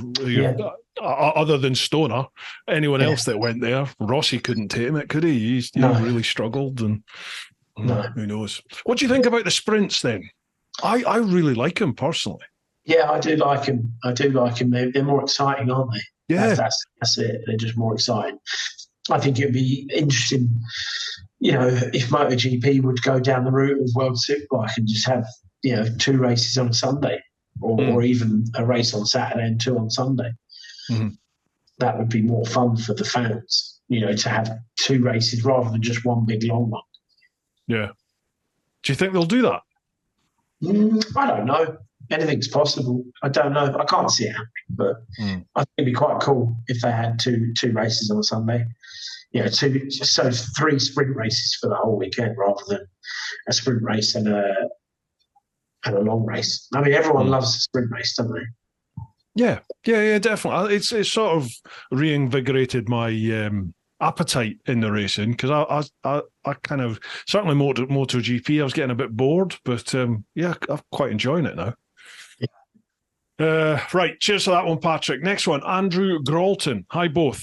Love the podcast, and especially the chance to learn about the people and not just their career. Anyway, 2 questions. 1, what is it like to be in the racing knowing a rider's skill is key, but you're also dependent on the rest of the package, the bike, the team, etc. Okay, so what's it like to be racing, knowing that a rider's skill is key, but you're also dependent? Okay. So, like, obviously, it's not just down to you as the skill in riding a bike. It's a whole complete package that goes with it. That must be frustrating at times if perhaps the package isn't. Yeah, you've got to be shrewd on what bike you accept to deal to ride with. The rider can only do so much. That especially from my side of the story, I've raced classic endurance and modern endurance probably for 15 years, and I'm not saying I'm a good rider, but you can be a very good rider. But if you haven't got a team behind you, you're only as good as the bike. That is the fact. It doesn't matter how good you are as a rider, you can only ride that bike so far, unless you're exceptionally good, like someone like Toprak. But in answer to the question, yeah, it can be frustrating at times if you know you've not quite got the package under you that you should have, or if someone's not doing their job properly, and they've forgotten to put the tyre warmers on at the right time, or forgotten to put the right amount of fuel in. Yeah, it can definitely be frustrating because you can only do so much as a rider. You can only give it your best shot and put 100% in and go out and ride. But that's from my point of view as a club racer, so to speak. Mm-hmm. But I have been around the professional racing paddock for a long time, and I can see the frustrations of other more professional riders. And when you sign for a team and you're promised the world and it doesn't happen, it can be very frustrating. Yeah, I bet. Especially if you feel like you're giving your all and you feel others aren't. Yeah, that must be. Because you want that. You want to go out and win, and if the bike's right, and it's in your head, then you'll go out and win. But if you know the bike's not right, if the team won't invest in, and give you the best package, there's a lot of teams out there that are in it purely for the money. So they'll talk and talk, and then the bike won't be anywhere near as good as what they told you it would be. I know quite a lot of riders that have ridden for teams. I had a friend from Australia come over and was promised the earth, and the bike was just shit. It was just a shit package. So yeah, it can be very frustrating. We've already covered, I think, Andrew's second question, but he says, where do you think the money that riders used to get has gone? Like, where is it? Is it what John Hopkins was saying was that the manufacturers are no longer investing into the teams and racing the way they used to, because they're still getting all the promotions that they used to get, whereas they used to pump in millions and millions and millions of dollars or pounds. Now they're putting in a couple of 100,000 maybe, or the 1 million, but they're still getting their logos all over. Yeah, absolutely. The whole pit, all the whole team's covered in their logo, the bike, obviously, everything like that. Yeah, absolutely. To be honest, I can't answer that question. I don't truthfully know where the money goes. I don't know. Someone's getting it because there's plenty of money floating around. Yeah, exactly. I mean, the component, as we just discussed, component parts are more expensive than ever. So there's plainly still a lot of money flying about in racing, isn't there? Yeah. It was an interesting thing with what Hopkins was saying, because he mentioned the fact that this happened in baseball in America, right, years ago, and it got to the point where the players basically pretty much went on strike and just went, right, we're not going out, we're not playing. And it was because of them doing that they then brought in like a minimum wage. No one would get less than $100,000 bare minimum to play. Yeah. And he was sort of saying that's what the riders have to do. Yeah. And the problem is you probably still get a large amount of riders that would go, yeah, we should strike. And so they'll all go on strike, and then the other lot will be like, yeah, good idea. And they'll not go on strike, And take the ride, yeah. That's England for you, isn't it? If it was France, if it was a load of French riders, they'd be bloody... They set fire to the paddocks. Yeah. And, strike, you say? Oui, straight away. Yeah, straight away, and be straight into it. Yeah, that's exactly what Dom and that said. Actually, is that trying to get all the riders to actually do it is probably not going to happen. No chance. But interesting, there's quite a lot of people chatting about that. Like, where has the money gone in racing? So I think it's something that may come to a head at some point over the next season or two, because a lot of people are chatting about it these days. Yeah, anyway, cheers, Andy. Thanks very much for that, pal. John Powell. Hi, both. Message for Bob. I'm 3 years back to biking after a child-enforced break, and I've always thought that any road tyre I have will be more capable than me as a rider. Are there any tyres that you would think are less capable than the average road rider, or conversely, any tyre that you think would improve the average rider? No, I think he's right. Pretty much every tyre on the market now is better than the majority of the riders that use them. I think that when you perhaps change from that lower level tyre to say one of the top tier brands, you then go, oh wow, this has got grip, this has got great feedback, this is giving me confidence. But that doesn't mean that the lower end, the budget brand, isn't any good. I can't think of a tyre that we sell that I wouldn't recommend. They're all very, very good. A few years back, Maxxis produced a tyre that was sort of like Kevlar, nylon, not Kevlar, sorry, nylon based, and that was a bit of a shit tyre. But it was good. I mean, I liked it. It was good for drifting, and they were cheap. But they would catch you out and flick you over the bars every now and then on the way home from work with a bag of shopping in your backpack. But only if you weren't on the ball. But no, I can't think of anything that I wouldn't. There's nothing I'd say. Oh, don't try that. In terms of what would improve, would improve your riding? Probably they're all very good. Bridgestone, Michelin, Pirelli, Metzler, Continental. They're all their top tier top tier tyres are all really good.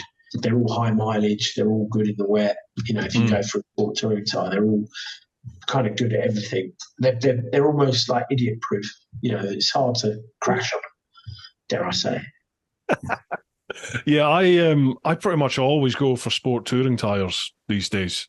I think I did a Ron Aslam day with Bridgestone, and he had was it the S21s or S20s or something he had on them.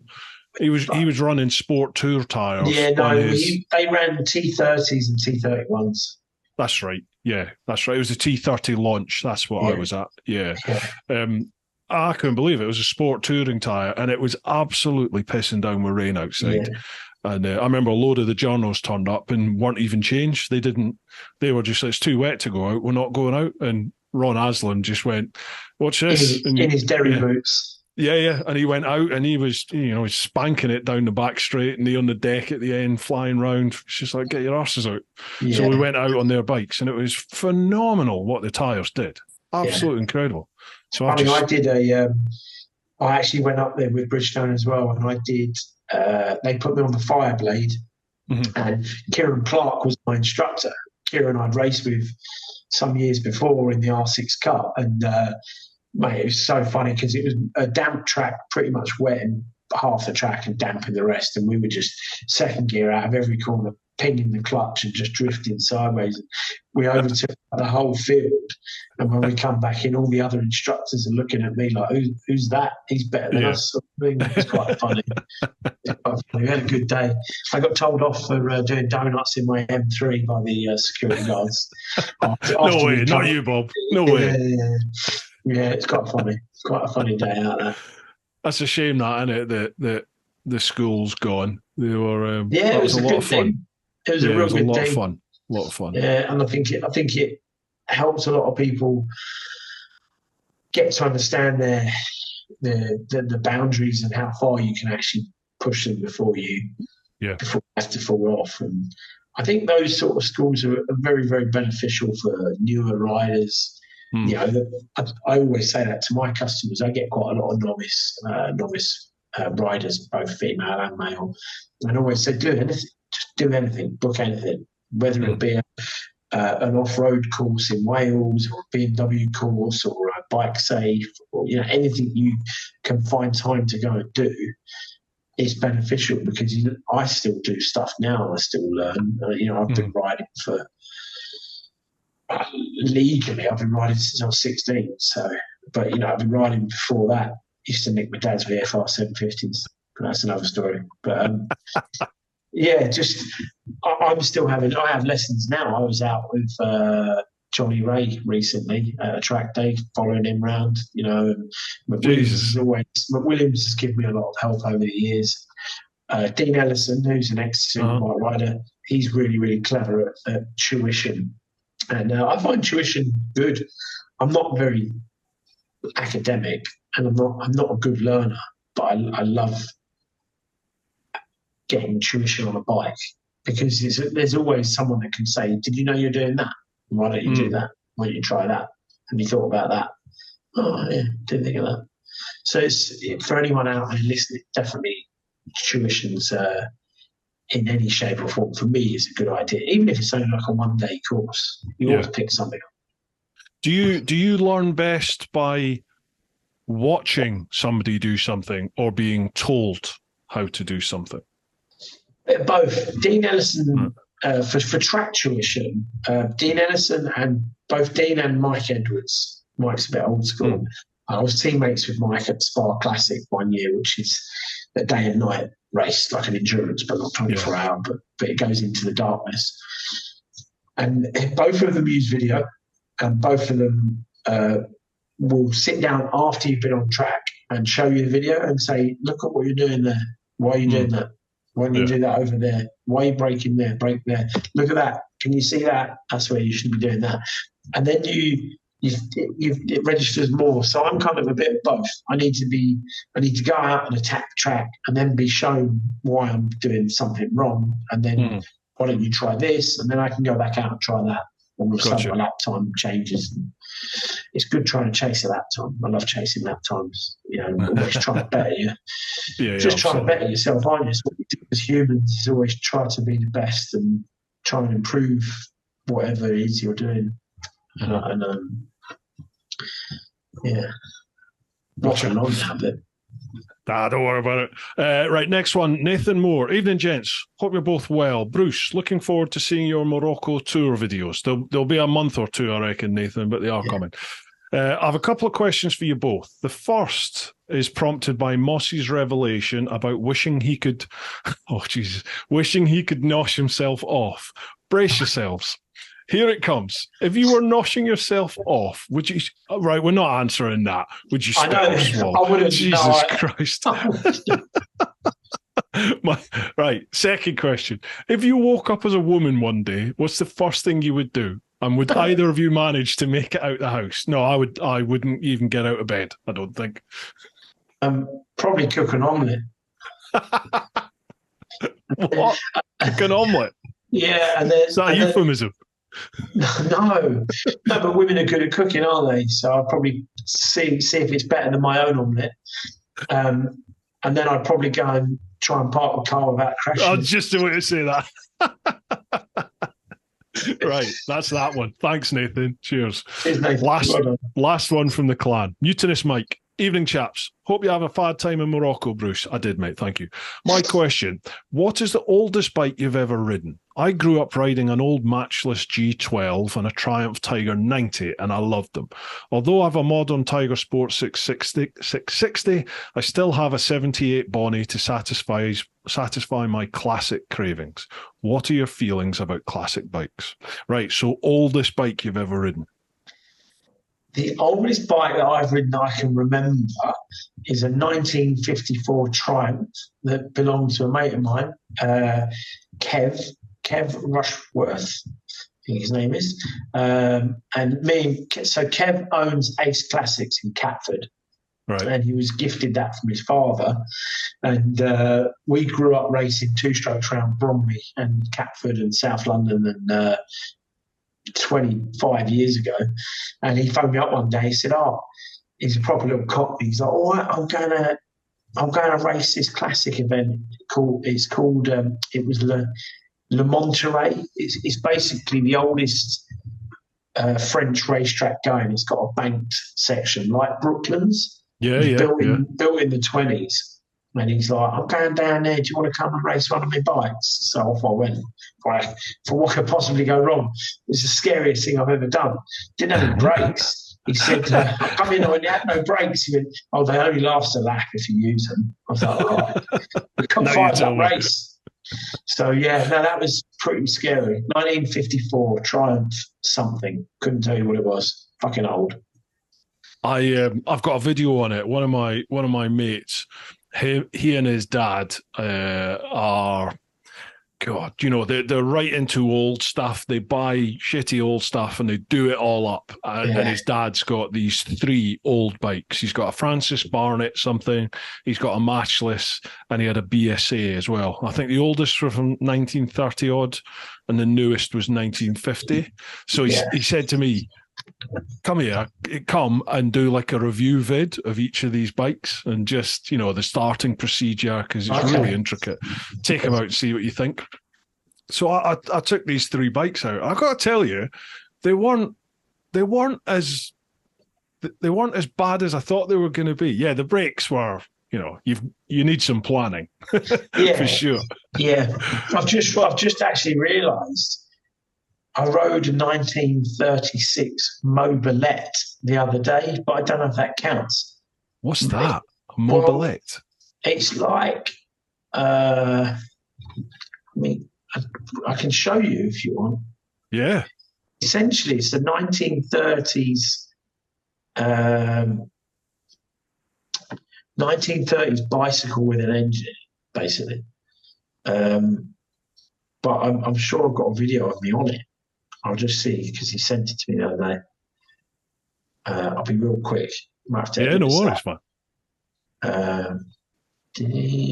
No, maybe not. No, I haven't got it. I'll have to dig it out. But yeah, it's got bicycle pedals and a little 2-stroke engine. And this customer just brought it in randomly on my day off and was like, "Get this working." So the boys booked it in. I was like, great. But we've got it working. We've got it running. And I found some website in the middle of nowhere. I don't even know where, but they sold the tyres. So we've got some white wall tyres for it. Got all new cables. Got it started. Got it running. And then we did have it for a while. I jokingly said to the boys at work, "I hope bloke still wants it. I hope he's not dead." I wish I didn't say that. The poor bloke's dead. No. Yeah. Couldn't believe it. Bloody hell. Yeah. I phoned his mobile a couple of times. He didn't answer. And I got a text to say he's passed away. Oh, Jesus. So he never got to see it running, bless him. Oh. But, and now I've got this Mobilette. I don't know what to do with it. It's going to be the new pit bike. Well, it hasn't got any brakes. The brakes work, but like you say, you got a plan. You got a plan for it. I don't know what they're worth. I'm not. It's not mine. It's his. So I've got to politely ask the widow what she want to do with it. Yeah. Maybe she'll come and get it. I don't know. But that was a 1936 bike, so I don't know if that counts. But yeah, I think awkward situation. What was the other part of that question? Something about classic. Do you like? What are your feelings about? What are your feelings about classic bikes? Well, I mean, you race classics, but are they classics? Is he not talking about classics? So yeah, I've raced some classics. I raced a lot of like air-cooled 70s and 80s Japanese bikes, Z1000s and stuff. They're fucking horrible. I mean, they're great, but they're just horrible. You can't feel your hands for 10 minutes if you've done an endurance stint on a Z1000 P&M. Why is that? From vibration? Yeah, just from vibration and from the heavy throttle cables and the carbs. And stuff. I raced an RC30 Honda a couple of times. That was fantastic. That's proper. RC30 round Spa. It's pretty good. That's a nice bike. Pardon my ignorance here, Bob, but I was going to ask, have you ever ridden any of the unridables? You know, the 500 two-strokes? Oh, Have you ever ridden one of them? yeah. So I rode Kevin Schwantz's RGV 500. No way. Yeah, and I rode Kenny Roberts Jr.'s RGV 500 V4 thing. And as a sort of bonus while I was there, the guy who owns him was like, "Oh, I just sold this Valentino Rossi's father's RG 500 to this guy, and he keeps stalling it in pit lane. Can you just go and start it and ride it around for a couple of laps?" I was like, "Yeah, okay." That was a scary bike. Out of the three, this was at Estoril in 2019, just before COVID. I get this phone call from a mate of mine who's basically he looks after all the Team Classic Suzuki stuff, and he's a really nice bloke. And he phones me up and just says, "Oh, what are you doing in 3 weeks' time?" I'm like, "Oh, not a lot," knowing that it could lead to somewhere. He's like, "Do you want to come and ride some bikes with us?" And I didn't need to say what bikes and where. I just said, yeah, I'm free. Where are we going? He said, "Oh, there's a thing at Estoril. Come along and you can ride." And I was like, holy shit.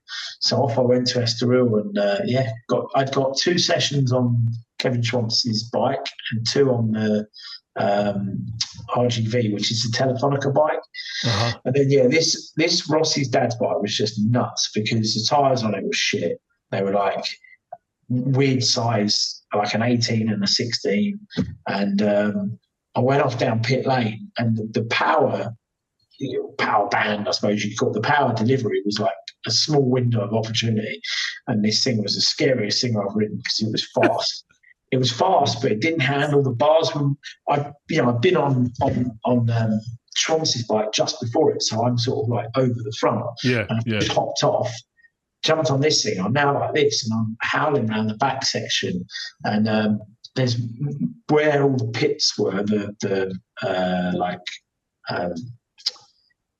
awnings, where the awnings were with the tent with all the classic cars and bikes, was on this fast kink. So that was the only corner that I'd practiced the most. So I knew exactly how to hit it fast. And I come round on this thing so fast, it was out of shape. I thought I was going to crash. That was quite a cool, that was probably up there with one of the most, what's the right word? Exciting days out bikes. I don't know if you can add pictures to this, but I'll dig out the pictures. Yeah, please do. A bit chubbier than now. It's quite good. Giacomo Agostini was there. I've met him quite a few times now, but he never remembers me. But he see I had the wristband on, and he's like, "Oh, Pilot, you are Pilot?" I said, "Yeah, pilot." Pilot biker. Like, I'm riding. "Oh, what are you riding?" And I said, and the photographer showed me his camera, the picture of me. I saw the cameraman out there every time I saw him. I popped a wheelie on this 500. I happened to wheelie past Aggo. I was trying to dig the photo out, but I'm wheeling past Aggo, and I showed him the picture, and he comes out of all these excuses as to why he wasn't riding fast and all this. And I'm like, mate, you are God. You don't need to tell me anything. I'm just a track day wanker that's overtaken on a far superior bike. But he got really offended, sort of thing. And then, oh no, but he's a really nice bloke, and it was really funny watching him after the event with all these women that were probably about like 50, 60 years old. Obviously looked up to him, and they were all around him. And he's still got the charm, you know. He's still got the charm. Still the boy. I've got a picture somewhere. I'll dig it out. What's the most expensive bike you've ever somersaulted down the road then? Probably my Fireblade, to be honest. I haven't crashed because I'm only a club racer as such. I've never ridden a proper superbike. No, I haven't. I've ridden a superbike spec bike, but I've never raced in British superbikes. I've never raced a proper superbike. I rode a couple of good built bikes. There's an instructor for No Limits who had a really trick super bike, and he let me ride that. But I've not actually ridden a proper super bike. But I crashed my Fireblade, and they cost quite a lot of money to build. And I crashed it twice this year. Done a fair bit of damage. But I've touched wood. I've never really had too many big crashes. I mean, I've had a lot of crashes, but I've never had massive financial wrecks. I've been pretty good on crashing because I think I've only high-sided a couple of bikes. My blade was a recent one. I high-sided it at Spa on a P&M, which had a carbon fibre tank. And the team, once they found out I was all right, because I was in the hospital for a bit, once I was back and all right, they were like, on the scooter, go up the woods. So I'm in the woods at like 2 a.m. with a head torch and a mag light looking for this carbon fibre tank.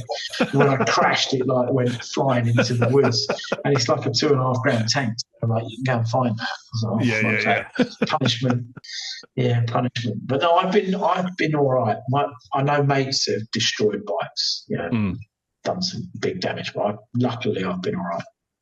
Touch wood. Yeah, I was just the way to say, long may that continue, Paul. Right, so that's all the clan questions over on Patreon. Thank you very much, folks, for your questions. We've just got a couple over on the likes of Insta and Facebook. Are you all right for time, Bob? Yes, yeah. I'll just quickly get a drink. Yeah, of course, no problem at all. I'll be 2 seconds. Sorry to interrupt, folks. I will be quick. It is sponsor shout-out time. We are sponsored, as always, by Ultimate Add-ons. Bit of a blurb to read out for them. Ultimate Add-ons are the premium manufacturer of mobile phone and action camera mounting solutions for motorcycles, with a kit for any bike and a proven track record of creating products that keep your devices safe, secure, and easily accessible. The Ultimate Add-ons product range is ideal for any rider, from the commuter to the round-the-world adventurer. Why shell out on an expensive GPS system when you could use your smartphone, keeping it charged and within easy reach to take photos of your travels at the same time? Ultimate Add-ons waterproof, shockproof and dustproof tough cases are available for all flagship smartphone models and are designed by riders for riders. Find out why Ride Magazine gives Ultimate Add-ons their coveted Best Buy certification. Keep riding this winter with Ultimate Add-ons. It's all about the journey. Now, folks, if you head to ultimateaddons.com and use the code TeapotOne10, you'll get 10% off. I've got an affiliate link for them as well, which I'll leave down below. So if you listen to the podcast, check out the show notes. If you're watching the vid, have a look at the vid description. And obviously with the affiliate, I also make a slight commission off that. Costs you nothing more. So a massive thanks to Ultimate Add-ons. We are also sponsored by, as always, the Influencer Store. Influencer Store handle all my merch. You can see up there, I've got loads of hats, there's hoodies, there's all sorts of things. So if you head to TeapotOne.com, head to the shop, you can check out all the merchandise, and that is all handled by the folks over at the Influencer Store. The Influencer Store helps you build your brand, big or small, providing you with a solution and apparel. We help you to increase your fan base while supporting you with starting your own influencer clothing line with nothing more than just an idea or design, and there are no hidden costs. For more info, come check us out at theinfluencerstore.co.uk or drop us an email at online@influencerstore.co.uk for more information. Again, there'll be links down below, folks. Lastly, a big shout out to all of you over in the clan, over on Patreon. As always, folks, I keep saying this, but it is true. I literally could not do this full time without your support over there. So a huge, heartfelt thank you from me. If you'd like to go that extra mile and help support both the podcast and the main TeapotOne vid channel, then head to patreon.com/TeapotOne. Again, links down below. A massive thanks to each and every one of you who's listening or watching the podcast. I love doing the podcast. I really do. And I love getting all the feedback from you, from all the various different guests that we've had. If you could be so kind, on whatever platform it is that you're listening or watching the podcast, if you're listening on Apple Podcast or Spotify in particular, you can rate the podcast on there. Obviously, a 5-star rating goes a long way to help boost the podcast up through the ranks.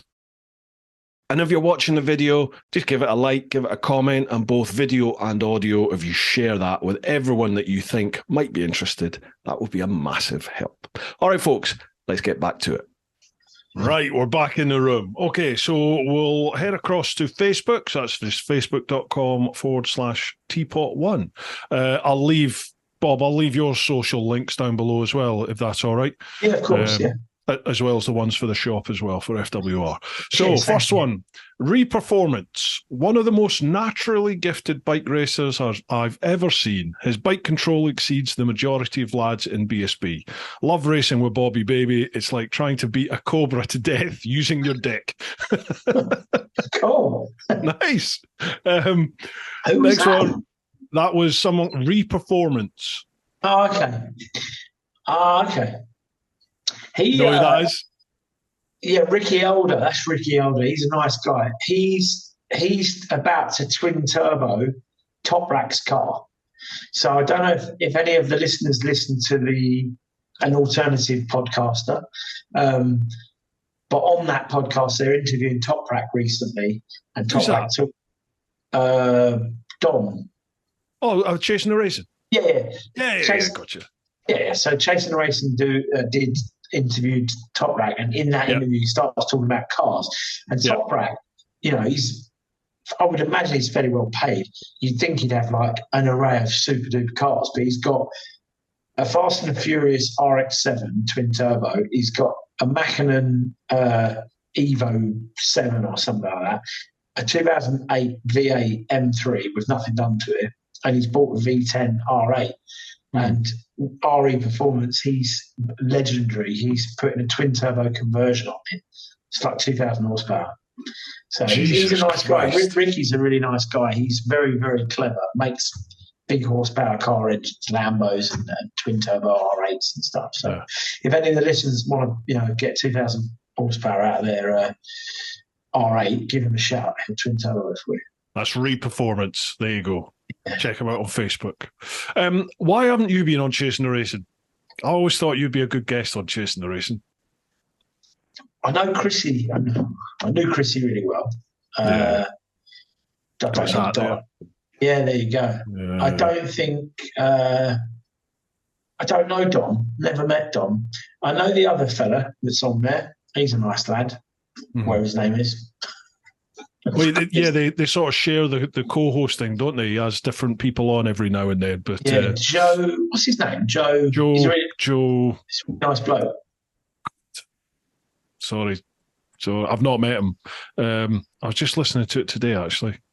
Sorry, folks. Give us 2 ticks. We'll find out for you because that's going to annoy us. Yeah. Let's have a look. Chasing the Racing. He's a nice bloke. I don't think I've raced with him, but he races. Joe Ackroyd. Ackroyd, yeah, he races for. He works for Triumph as a test rider with Billy McConnell and Richard Cooper, and pesky Peter Ward, who was in the R6 Cup with me. He's their main test rider now, I think.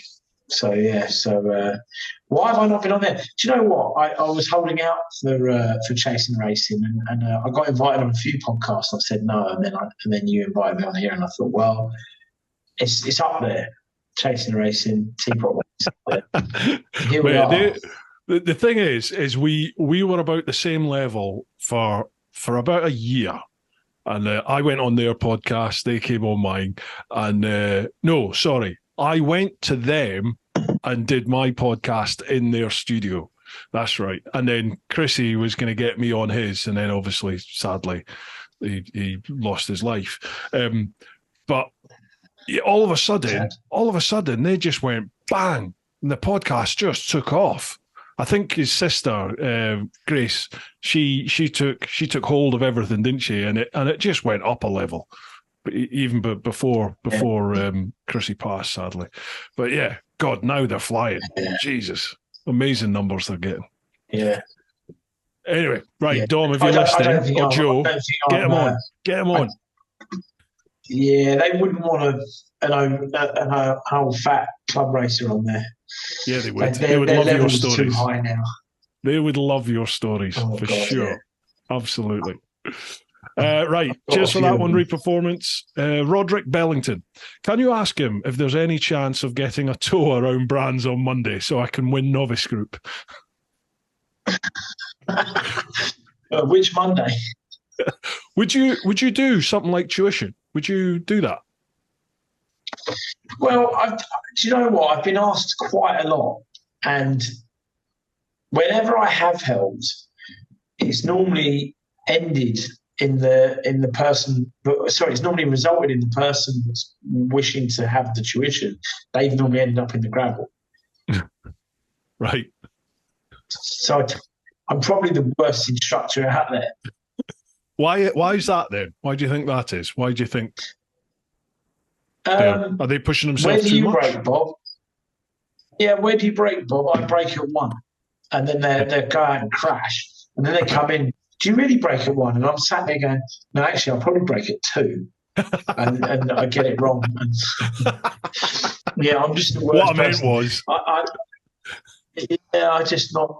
don't think I'd be good at it. I don't know. Maybe if someone like Dean Ellison was to tutor me on how to be a tutor. Yeah. You know, because I think I don't think it's an easy job. I think trying to teach lower group riders is probably quite easy because there's so much you can learn. But trying to fine tune fast group lads, you know what Dean does, it's pretty impressive. You know, he's so methodical in how he does his training. So, but if there's any listeners that want, you know, any listeners that are at the higher level, someone like Dean would really pull you along. Mike Edwards is also pretty good, but Dean's pretty methodical on how he does his side of it. Gotcha. You know, I don't think it's a job I'm ready for just yet. I think I need a few more years racing and then I'll be ready. Received. Right, Ricardo Bobby. Can you ask Bob how to win the NG Open class in 2024? A lot of people asking here, Bob. A lot of people. How do you win stuff? How to win it? Yeah. Well, you've got to stay consistent. I did lead it. I led that championship last year, but this year was a bit of a disaster. But you've got to be consistent and you've got to show up at every round. That's about it. Simple as that. Don't crash at the first round like I did and wreck your bike. And then don't crash at the second round and wreck your body like I did. That is the key. Get hurt. A war of attrition. If you do crash at round 2 like I did, go and see Somerset Health Practice. They're very good. Who's that? Is that like the link below? Link below. He's getting into this. You'll be an influencer before you know it, Bob. Yeah, no, they're really good people actually. When I spanned myself recently at Castle Combe, I stayed with some really good friends in Glastonbury. And I had a really nice time down there, staying with some hippies. And I went and saw the Somerset Health Practice, and they offer osteopath or osteopathy or whatever. But he's got oxygen chambers. Yeah. So you get in these compressed air tanks and suck oxygen, and it helps your blood and whatnot. And then they have laser machines to help bone growth. So I had lasers on my foot 3 days a week, twice a day, and I did that for 2 weeks. So that's pretty good. Certainly helped with my movement. It got my movement back. Yeah, it's quite good. I also had some special oil from a local hippie. Yeah. It's pretty good. Help with the pain relief. Food and cake. Yeah, help with the pain relief, and I ate a lot of cakes after that. Yeah, I ate a lot of quavers for some reason. Not sure what's going on. Right, across the Facebook. Sorry, mate. Yeah, across to Facebook, facebook.com/TeapotOne. First one, Paul Scott. I saw him at Brands Hatch on Friday. Well, I actually gave him a girly wave as he drove past me in the paddock. I'd like to know, what's the most horrendous bike he's had brought into FWR? Oh, and I want to hear everything about the Saturday boy. He's going to be huge. Right, yeah, we'll get to Casey in a second. So, worst bike you've ever had brought into FWR? Worst bike this year or worst bike? You know, we get some shocking things in. It always makes me laugh, mate. Every time I come into your shop, you're still like, you're never going to guess what we added. What people have brought in. It's just unbelievable that some people it's just unbelievable. I'm trying to think. There's been a lot, but the one that springs to mind. My memory is not great, so I bang my head so much. But one thing that springs to mind, we used to have a tray on the counter with just stuff that was fucked from people's bikes that we took off. Yep. But I'll never forget the guy come in and said, "My brakes don't work," and when I went out, you won't believe this. There was like no brake disc, so the pads had worn out, the pistons had started hitting the disc, and then it wore the pistons down, and in doing that, it wore like a groove that eventually split. So if you imagine the disc, I'm not very good at art, but imagine that's normally solid. Oh, sorry. Imagine that bit is normally solid. Yeah. Well, it was hollow. It was just hollow. There's just no disc. Just literally held on by the bobbins, but there was nothing in the middle. It was just, oh my God. Like, fucking hell. But we've seen that. Like, I've seen the pistons go through the pad quite a bit. That's quite common, like more than you'd think. Jesus. Sprockets without teeth. Sprockets without teeth is quite common. We've got a functioning heroin addict, and I'm pretty sure he won't be listening to this. And I very recently picked his bike up because he'd filled it with diesel and it wouldn't start. Because it wouldn't start, he thought he'd run it out of oil, so he put 5 litres of oil in it, but it already had like an engine full of oil. 5 litres into like a 4 litre capacity. So we've now got 9 litres of oil in the engine, which is filled up into the airbox and everywhere else. So we eventually cleared all that out and replaced the plugs. And then the boys were like, it smells like diesel. So I phoned him. I said, "Have you put diesel in this?" And he's like, "Oh no, man, no, I can't have done that." I was like, "Mate, you put diesel in it." And then he's like freaking out. But he's just a complete lunatic. I shouldn't be talking about customers, but pretty sure he won't mind. But he's just always off his head. He's just always off his head. He brought it down recently because he'd lost all the nuts. So he was like, "Oh, I took the bodywork off to clean it, man. I've lost all the nuts." So we had to spend like 100 quid on bolts and bits and pieces from BMW to put all his panels back on. But we get quite a lot of different stuff, interesting stuff. Have you still got that tray? The tray of bits? No, I had a tray of shame. I had a tidy up. We weighed it in with a scrap man. Fair enough. Right, so Saturday boy, Casey. He's no longer a Saturday boy. He is special. Yeah, he's very special. Yeah, he's a fast little lad. He's definitely got the talent to be MotoGP. I mean, I keep reminding his father. So, I mean, his father doesn't need reminding. His father knows he's talented, but. I raced the R6 Cup, and I've said it about 5 million times, but I raced the R6 Cup with Tommy Hill, Cal Crutchlow, and a few of these other lads. Cal Crutchlow, everyone knows he's gone on to be MotoGP, and Tommy Hill went on to be BSB.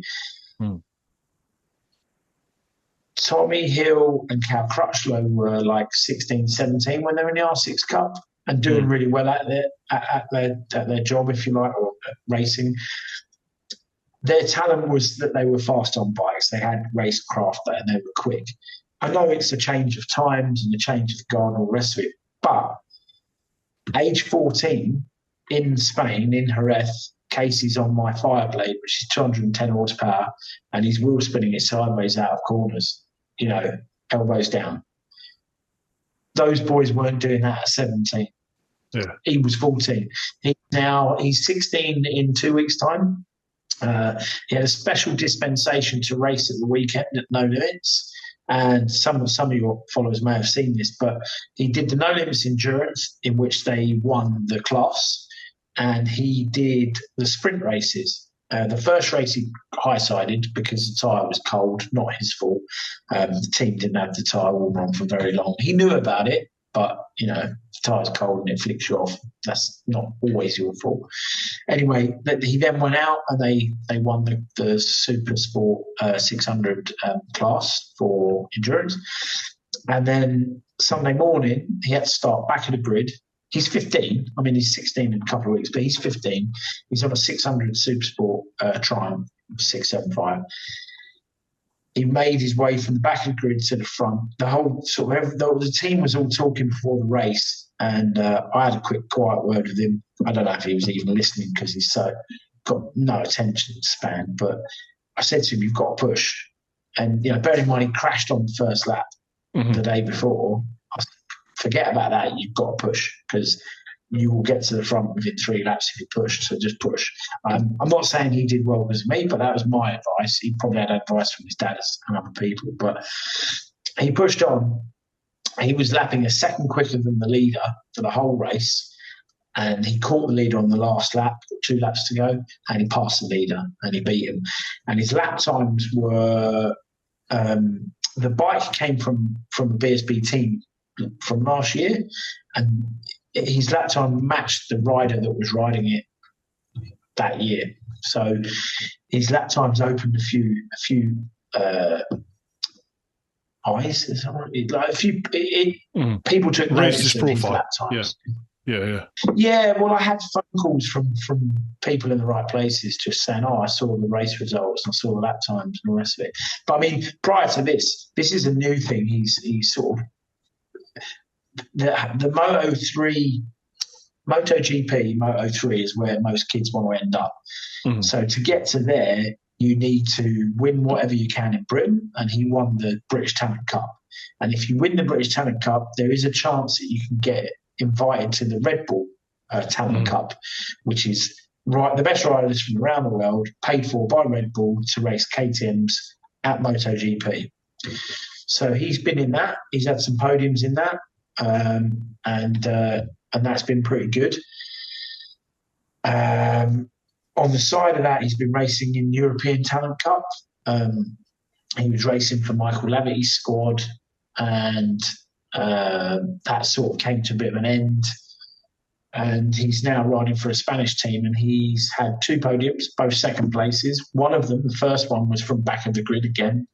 So he's racing at a high level already, but I've had a chat with his father and stuff, and it could be that he misses Moto3 because the age limit has been upped. So you can't actually get into it now at his age. So they're trying to sort of push all the age limits back. Right. And I think he'll be too big, and it would almost waste a couple of seasons by holding back in these lower classes to go that route. So another way to go would be a bit risky, but to pull out of that series and head off down the 4-stroke 600 Supersport class. So you could race in Britain and you can race in Spain at his age with a view to going to Moto2 in the future, and then from Moto2 to MotoGP. A bit like Sam Rose and Jake Dixon and Rory Skinner. They've all gone down that route.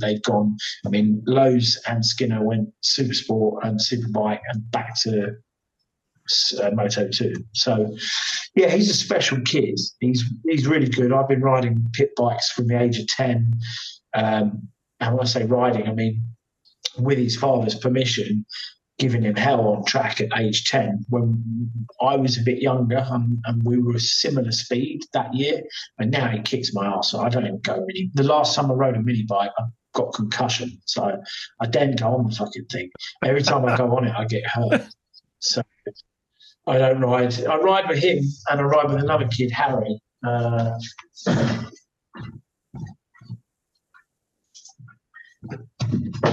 This is little. I don't know if you'll see that on the light. Yeah. That's Harry and Casey. That's down at Croydon. We used to go down at Croydon, and Croydon's a bit dangerous, but little go-kart tracks, just riding mini bikes and knocking lumps out of them. But yeah, like I say, when Casey won the Talent Cup, I built a CBR 600 2003, cheap as you like, £1,000, took it to Spain, and off Casey went riding that. We entered a Spanish race. He finished 10th against a field of European Spanish kids on 2022 R6s with 140 brake horsepower and traction control. Jesus, and wow. They definitely had better bikes, but he finished 10th, but very confident he'd have won it if he'd have had a better bike.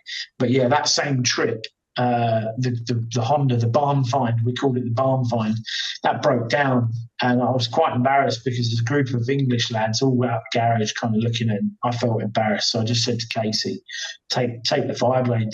So he grabbed the Fireblade, and I said, I'll join you in a minute. And I went out on the GSXR. I've got a GSXR 1000 that's in the mate's garage, but I chased after him. He'd already had a lap, and I saw him coming along, so I come out pit lane, followed him, and the speed he went down the back straight. I mean, anyone watching who does track days, if you see another 1,000 on track, you're normally like, you'd be like down, mate, he was just gone, and I was like, fuck. So I've had to catch him to try and slow him down because I was kind of worried, he's 14 on a 210 horsepower on a Fireblade.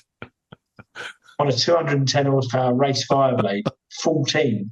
And I think back to when I was 14, I was 14 riding a BMX around Romford skate park, and going down Brixton Bowls. That was me. But yeah, so I caught him and slowed him down.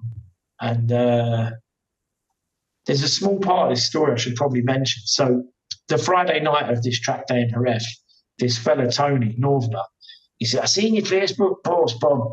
I don't think it's right. He's 14. He shouldn't be on a fucking Fireblade. It's not right. And he was good friends with McWilliams. He was paying for tuition. And he said, what do you think, Jeremy? And Jeremy was like, yeah, he is quite young. And I was like, look, I've ridden mini bikes with him for a few years. He can ride a bike. And they were all up. So anyway, fast forward. So I've got in front of him and said, slow down. And he slowed down. So we're now going around. I'm looking at my lap time. We're not going slowly. And as I come down the back straight, I noticed the guy that was sort of complaining about Casey's being on a 600 and Jeremy Williams. So I look over my shoulder to sort of say to Casey, like, go on, have them. As I look round, he'd already decided he was going to have them anyway. So he's passed me, and he's passed both of these into the left-hander at Jerez. I think it's turn 8. And he's pinned it. And bearing in mind, he's never ridden the bike before that. He's only done 5 laps. And I had the slide control set to about 30%. And he just literally pinned it and just had this thing drifting around this big left-hander. And, wow. Yeah, it was impressive. And he's 14. I mean, he weighed like 40 kilos.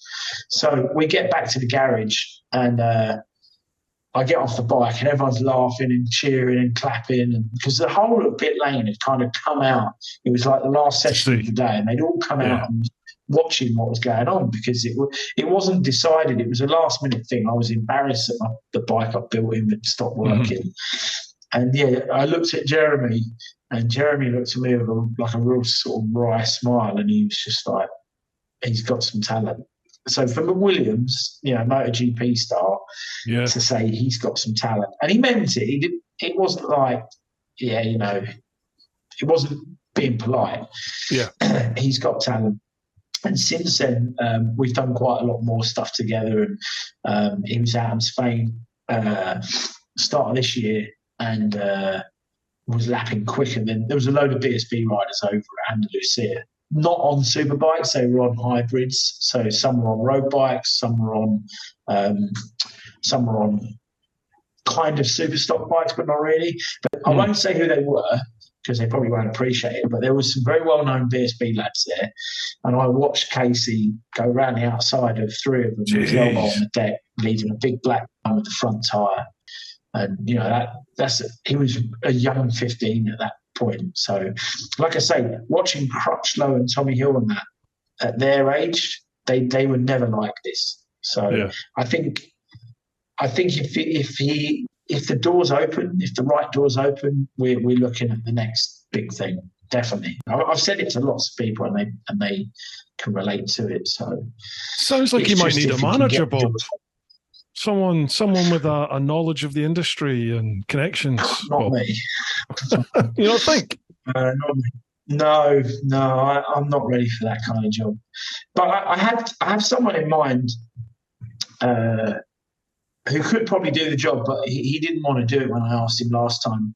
He was Lewis Hamilton's manager for 10 years and a real good guy, and he's into bikes, but he doesn't like the idea of looking after a kid if something goes wrong. So, yeah, big responsibility. A big responsibility, yeah. But I think Casey's young enough to not have a manager at this point.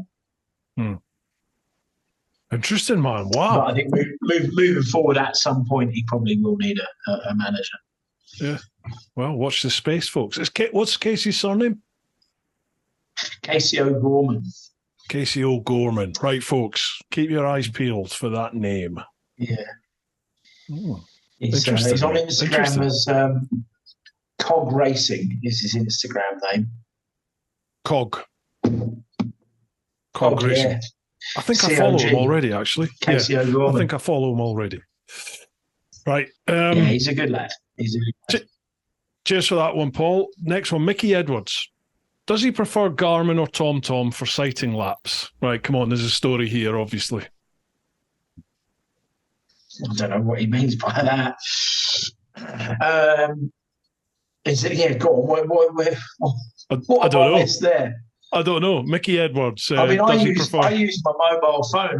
I just use Waze. I like Waze because it tells you where there's hidden police cameras. No, for sighting laps. Oh, for sighting laps, I don't know. Is he trying to be funny? I don't know. I'm missing the point there. Not sure. It's to me. It sounds like there's a story, but maybe there's not. You have to reply to that. You have to tell Bruce what you mean, because I'm missing the point there. Okay, we'll go over that one. JK, what did Bob do to get back his speed when he started racing again? What advice would he give to someone who's wanting to get quicker? Be as fit as you can. I think not having a drink, I don't want to sound boring, but not drinking allowed me to have a clear mind. And every morning I woke up with focus and discipline. Discipline's the main thing. And if you've got discipline and you go out I've been going out at 5:30 every morning to do like HIIT classes and keep fit and stuff, and a bit of cycling. It gives you that determination to ride fast, because you don't want to ride fast because you end up getting hurt if it goes wrong. But I think with the discipline, you push yourself past the boundary, so to speak. So for me, being fit has helped with my speed, definitely. And the discipline side of it has helped as well. It's hard. It's not easy, and staying slim is not easy. I mean, when we're finished here, I've got a choice of a Morello cherry and almond tart or some rice pudding with a bit of cinnamon. So, it's hard trying to stay slim when you're into your cakes. But no, I would just say just get fit and try and stay focused. Definitely not drinking helps, because you wake up more motivated and determined. Yeah. Mindset, focused mindset. Yeah, definitely helps. It's one of these things, isn't it? It's very easy to say, but as you said, it's a totally different kettle of fish to actually put that mindset and drive and focus into practice and get your ass up every morning to go and train before work. And as you said, watch what you're eating and your diet. Hence why I'm 20 and a bit stone. And you're not. But it's time. There's always time yet, Bruce. Yes, no, true. I've got the old rowing machine in the garage, and I sort of row 3 to 5 times a week, and I do feel a massive, I feel a big difference in just my. Well, it's a buzzword these days, but my mental health, like how I feel just about everything, how I feel about work, how I feel about myself, how I feel about life. If I just go out and do 20 minutes, half hour on the rower, once you've done it, you feel like, okay, I've achieved something today already, tick, let's crack on with the day. When I don't do it, I sit there and think, you fat piece of shit, you can't even do 20 minutes on a fucking bike. What's wrong with you? And it's, Yeah, and I definitely agree. It's it's definitely good to have that strong mindset, because if you can achieve that, then why can't you achieve winning the club race? Yeah. I mean, I did mindset, pretty crap at the Well, yeah, exactly that. I had a bit of a flu bug this weekend, and I didn't do very well. I mean, the classic bike broke down, but the modern bike, I wasn't very well prepared, and I basically didn't get a very good result. And I beat myself up about it. But then when I sat and thought about it afterwards, I had hardly any sleep that week. And in fact, Sunday night, I slept all night for 10 hours, which is unlike me. And then I stayed in bed most of yesterday and slept through the day. And then I had another 10 hours last night. So I think you've got to be fully fit and fully focused. And if your mindset's correct, then you can push the boundaries to get that speed back. But also, I suppose, time on the bike as well helps. You can't just turn up at a club race having not ridden for a while and expect to go do well. You definitely got to kind of be disciplined in that sense. I mean, mini bikes help, although I seem to get really hurt when I ride them, but they used to be my go-to for winter training and stuff. But I don't know what I'm going to do this winter, but it ain't going to be mini bikes. I need to figure that out. Are you not one of these that does all this off-road bollocks? Well, I used to, but I got fucked off with it all. And I had trials bikes for years. They're really good. Yeah. I love a trial bike. But going back to your newfound excitement of going to Morocco, I go to Spain once a year and I see Lyndon at Toro Trail, link in the bottom. And I love doing that. We do that like once a year. Me and my mates will go out to Malaga and do a Toro Trail. And he's a nice guy. He's a good guy, and he's not afraid of us smashing the bikes up. And I took Lee Bowers out there once. In fact, I took Matt the Copper, and I took Lee Bowers. I don't know if you guys know Lee Bowers, but I know the name, but I don't know him. I don't know personally. He's pretty much the best stunt rider in the UK, basically. And I told Lyndon that I'm bringing one mate. There was 10 of us. I said, everyone's really experienced, pretty good riders. There's one guy who's he's kind of only ridden a little bit. He's never really ridden off-road, which was Lee Bowers. But Lee Bowers is shit hot. So we didn't tell Lyndon that. So we pulled out the compound. I say, have you been to Malaga? You've been to his compound? Yeah. We pull out the compound, out the gates, and the first thing Lee does is all the way down that twisty road on the back wheel. We get to the end. Lyndon looks round and he goes past Lyndon, scraping the little number plate, and then just does like 4 circles in the road and stops. And Lyndon's just like looking around. He's like, "Where's Bob? Where's Bob?" And he's like, "What the fuck's this about, pal?" In his funny northern accent. Yeah. But yeah, Lyndon's great. If anyone wants to do a bit of enduro, this is no plug for Lyndon, but genuinely, I'm happy. I sold my enduro bikes and I just go and do a Toro Trail once a year. I haven't been I think I went last year. I haven't been this year, but I've been like every year for a few years. And I just do one. And one a year with him is pretty cool. Have you met Alex, one of his new instructors? Yeah, he's a fucking lunatic. Yeah, ex-MotoGP or Moto2 rider, isn't he? Ex-Moto2, yeah, he's fucking fast. Yeah, enough. We went to this, we were cutting back on the last day, and Lyndon said, "Right, I'm going to go that way with the group." He was like, "Alex, take Bob and those two for some fun." And so we ripped off, and Alex was riding this Husky motocross or enduro bike, but he was riding it. We're on the road as well. But he was riding it like a super motard. So we're coming into these like hairpin bends and corners. And there's cars coming and stuff, and he's like pegs on the floor, completely sideways. And I was trying to mimic what he was doing, and he looked over his shoulder just as I got it wrong. And I had it fully sideways and just missed his car coming the other way. And I completely styled it out. Totally styled it out. And when we got back, he's like, you're quite good at that. Like, he really thought I'd done it on purpose. And I was like, I didn't tell him it was like a fluke. Yeah. And, didn't check his shorts. Yeah. No, Alex is a good guy. But yeah, the year we went with a big group of us with Lee, Matt the Copper. I mean, I thought Matt would be really good because he was, king of Hendon bike training at Met Police. The poor fucker. He was black and blue from top to bottom. Was he? Honest to God. Oh, mate. He looked like a Coca-Cola ice pump, them big brown things. He was just battered. He absolutely destroyed the bikes. He had so many crashes. He come past me and Lee. Me and Lee were having a drink, and he come past doing a wheelie. And we went past like that, and he come back, and Lee being Lee, Matt was like, that was pretty good, wasn't it? And Lee was like, yeah, mate, yeah, you really had it. I thought you were going to scrape the back then. That was really good. Do it again. And Matt was like, yeah, all right. And then he just flipped it. Come past, flipped it, third gear, ripped all his ass, completely destroyed the clothing that they provide for free.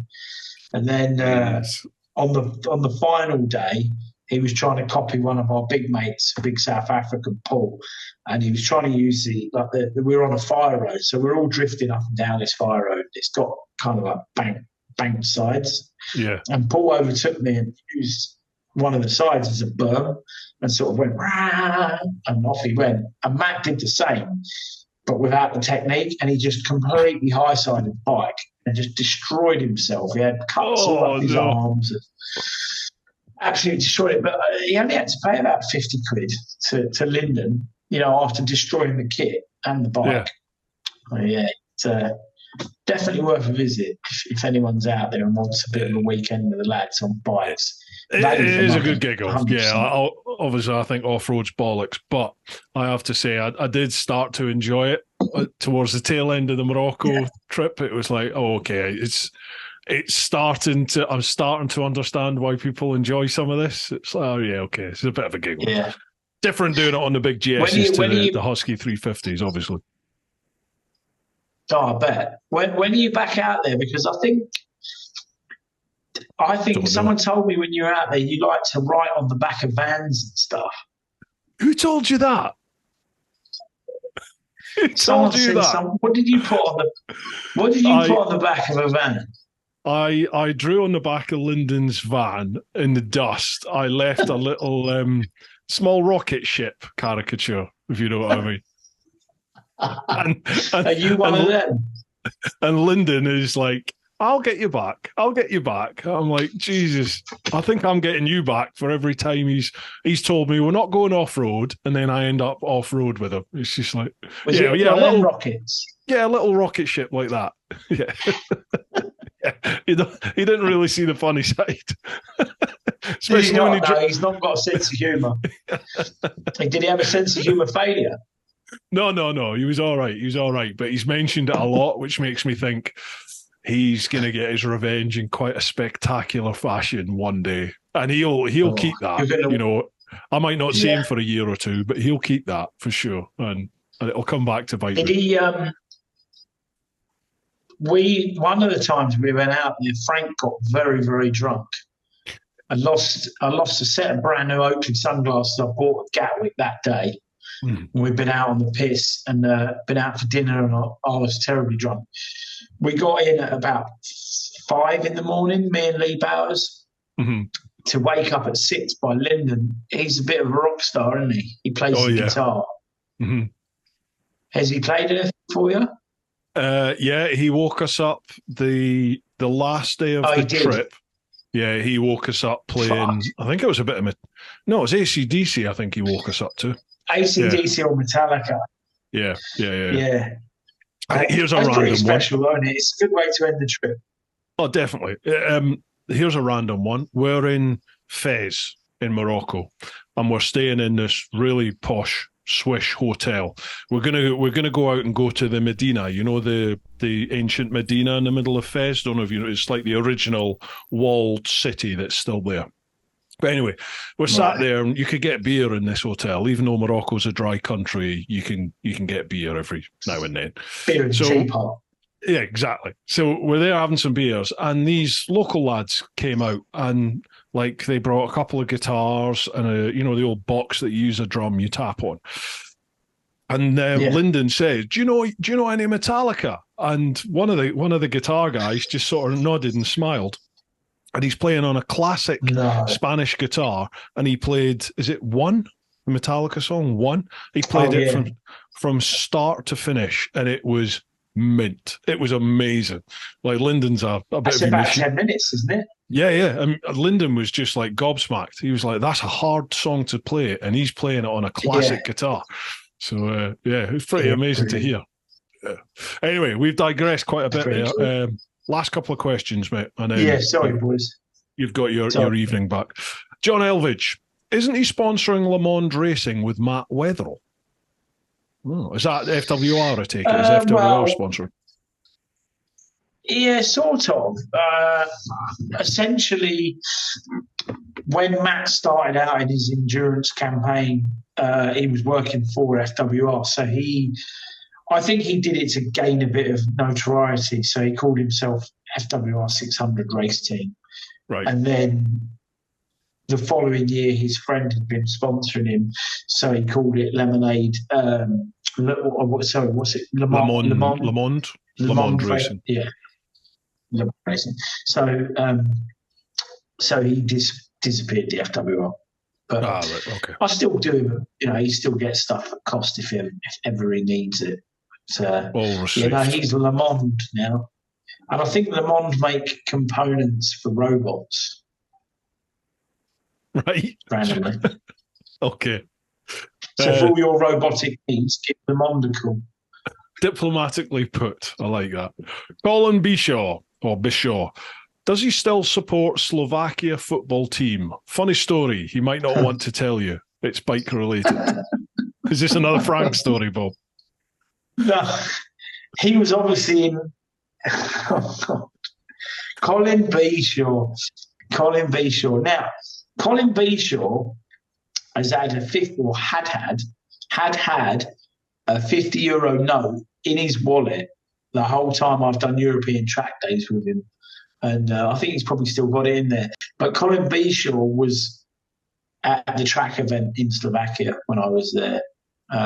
So he's probably referring to my disappearance from the track day for 3 days. This is the being relieved of your liberty for a short period of time. Yeah. Okay. Colin Bishaw very kindly, because when I came out of prison in Slovakia, I got a Slovakian driving ban, and I also got a Slovakian suspended prison sentence, which meant if I drove in Slovakia, I'd go to prison for 3 years. So I phoned Colin and I said, "Where are you?" He said, we are at Vienna. Vienna. We're staying in Vienna to get the flight tomorrow. And I said, I was meant to be with them. So I said to him, I had to explain the situation. I said, "You have to come back and get me. I'd do it for you." So luckily, very kindly, thank you, Colin, they came back and rescued me from the courthouse, so to speak. He came from Vienna to Slovakia. So we were all doing the track day in Slovakia, and then I disappeared. Yeah. They thought I got bored. I don't know what they thought. Yeah. They then went back to Vienna to go home the following morning. Yeah. And I phoned them and said, "Look, I've got a hire car here, but I can't drive it. I need one of you to drive another person back to here to get in the car and drive it back to there for me." Yeah. So they had a 6-hour journey that day. So they'd done 2 hours to Vienna, and they were just having a pint when I phoned and said, "Right, 2 of you need to come back."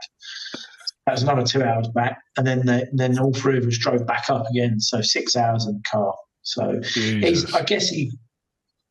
done me a bit of a favour. So good solid lad by the sound sound of it. Yeah, nice one, Cole. Nice one. Yeah, he's always he's the first one out of the cab, and he's the last one to the bar.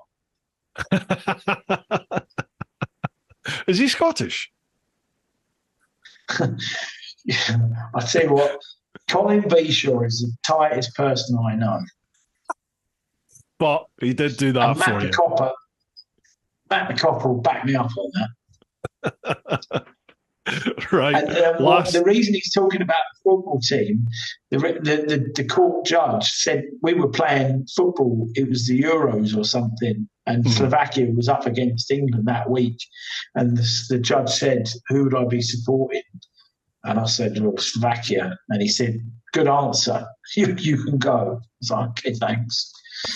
Yeah, it was actually quite a scary moment being there for a few days. It's not somewhere I'd want to be, I'll tell you that. Crikey. I wouldn't want to be in the UK, let alone over there. Crikey. Yeah.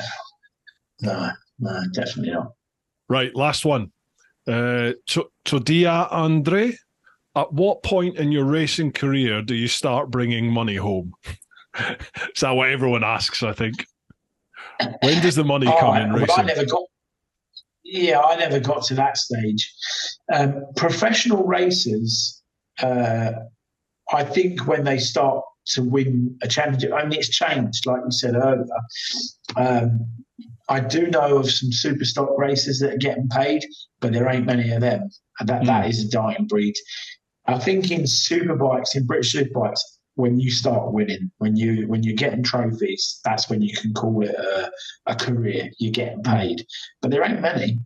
There ain't many inside that top 10 that are actually earning proper wage. There's a lot of them that have personal sponsors, so they'll make a bit of money that way. But they got jobs. I mean, Danny Buchan gets podiums in BSB and earns a wage. He's also got an outside income. And he's people like Christian Iden. He's a grafter. He does something for a friend of mine, Matt Late. He digs up the canals or something. They do a load of grafts, something like that. But it's incredible, isn't it? Yeah, it really is. Yeah, it really is. I think there's only a handful of people that are on good money that don't actually have a proper job. That is their proper job. Like the Irwins. The Irwins are on proper money. They're good riders and grafters. But that, in answer to your question, sadly, until you're at the top, so you've got to invest in yourself and prove your self-worth before you can get paid. Yeah, it's tough. Be interested to see what lies ahead in the next sort of 5 years, decade or two in racing, because surely it has to change. Surely, you think so? A degree of the money has to return to the riders, because without them, I know it's a team effort and everything, but without the riders putting it all on the line, it's not going to happen, is it? So surely they deserve some just rewards for that. And also, why do you want to smash yourself to bits? Yeah. Or risk smashing yourself to bits? Yeah. For nothing. Why would you want to do that? Why would you want to risk getting seriously hurt for free? Mm-hmm. It makes little sense to me. It really makes no sense at all. But yeah, I don't know. I don't know what's going to change. I don't know how it's going to change. But something's got to change. It's have a listen to that Chasing the Racing episode with John Hopkins. It's toward the end of the first episode. I saw John the other day, actually. Yeah, it's quite interesting to hear his thoughts on it. I'll have a listen to that. I felt quite sad for John, because I've been a big fan of John since. Do you remember the videos that what's the guy called? Obi-Wan Kenobi. Ewan McGregor. He's in Trainspotting. Yeah, Ewan McGregor. Do you remember he narrated those? Yeah, those. Yeah. So I've been a fan of Hopkins since back then, and I've met him a few times. I've got a wicked picture. I'll try and send you some pictures over. There's a picture of my 2006. I had my two best mates, the two stoners that used to drive me around. They were dressed up as Blues Brothers, and the year that I won the BSB title, Hopkins was there doing demo laps on the MotoGP bike at Brands. Yeah. And he came to them and was like, "Can I have a photo for my MySpace page?" And so they've done a photo. But I felt really sad seeing him the other day at Brands. He was walking up to the hotel and his body's just such a mess. He was walking like John Wayne, where his hips are so badly broken and deformed now. And I just think, and I think he lost a lot of money through divorce and other problems. And you just think how sad that, he put a show on for so many people and raced at such a high level for so many years, and then what? He's just a buckled up ex-racer. It's a really good podcast. They've only published the first part. There's part 2 still to come, but it's well worth listening to, folks, for sure. Really is. The John Hopkins episode, the latest one. Yeah, it is good. Yeah. Right, dude. That is us. We've gone through all the questions. Okay. Nearly 3 hours. Cool. Wow. Well, I should go and have my my Morello cherry and almond tart. You live a rock star life, don't you? Well, I'm not. I'm supposed to be at the gym at 5:30 tomorrow, but I'm still really under the weather. I've got a bunged up nose. I don't know if you can hear that, and I've got a horrible throat. So tomorrow I'm off to Kawasaki to drop off another project that's coming along nicely. That will be something I'll be on my Facebook in the near future. Excellent. But it's a very fast bike, and I'll be looking forward to sharing that on Facebook soon. Fantastic. Right, folks, I'll leave Bob links down below, his personal ones for his racing, and obviously FWR one for the business. So if you in need of some tyres anywhere in the UK, make sure you check them out. And if you need some work done on your bike and you're London based, again, check FWR out. Links all down below. I'm always welcome to messages and that. I'm always happy to reply. I get quite a lot of messages regarding racing and work-related questions and stuff, so I'm always happy to reply. I'm pretty good at replying. So, thanks for your time, Bruce. It's been good. Nice to catch up after all these years properly. Definitely. It's been nice to hear your story, mate. All right, mate. No worries. We take care. All right, thanks for listening, guys. No worries. I'll pop in the shop soon and get some tyres off you. Yeah, no worries, mate. Take care. Cheers. Look after yourself. Right, folks, hope you've enjoyed this one. Keep doing your thing. Get on out there whenever you can. But most importantly, live your life. Woo-ha!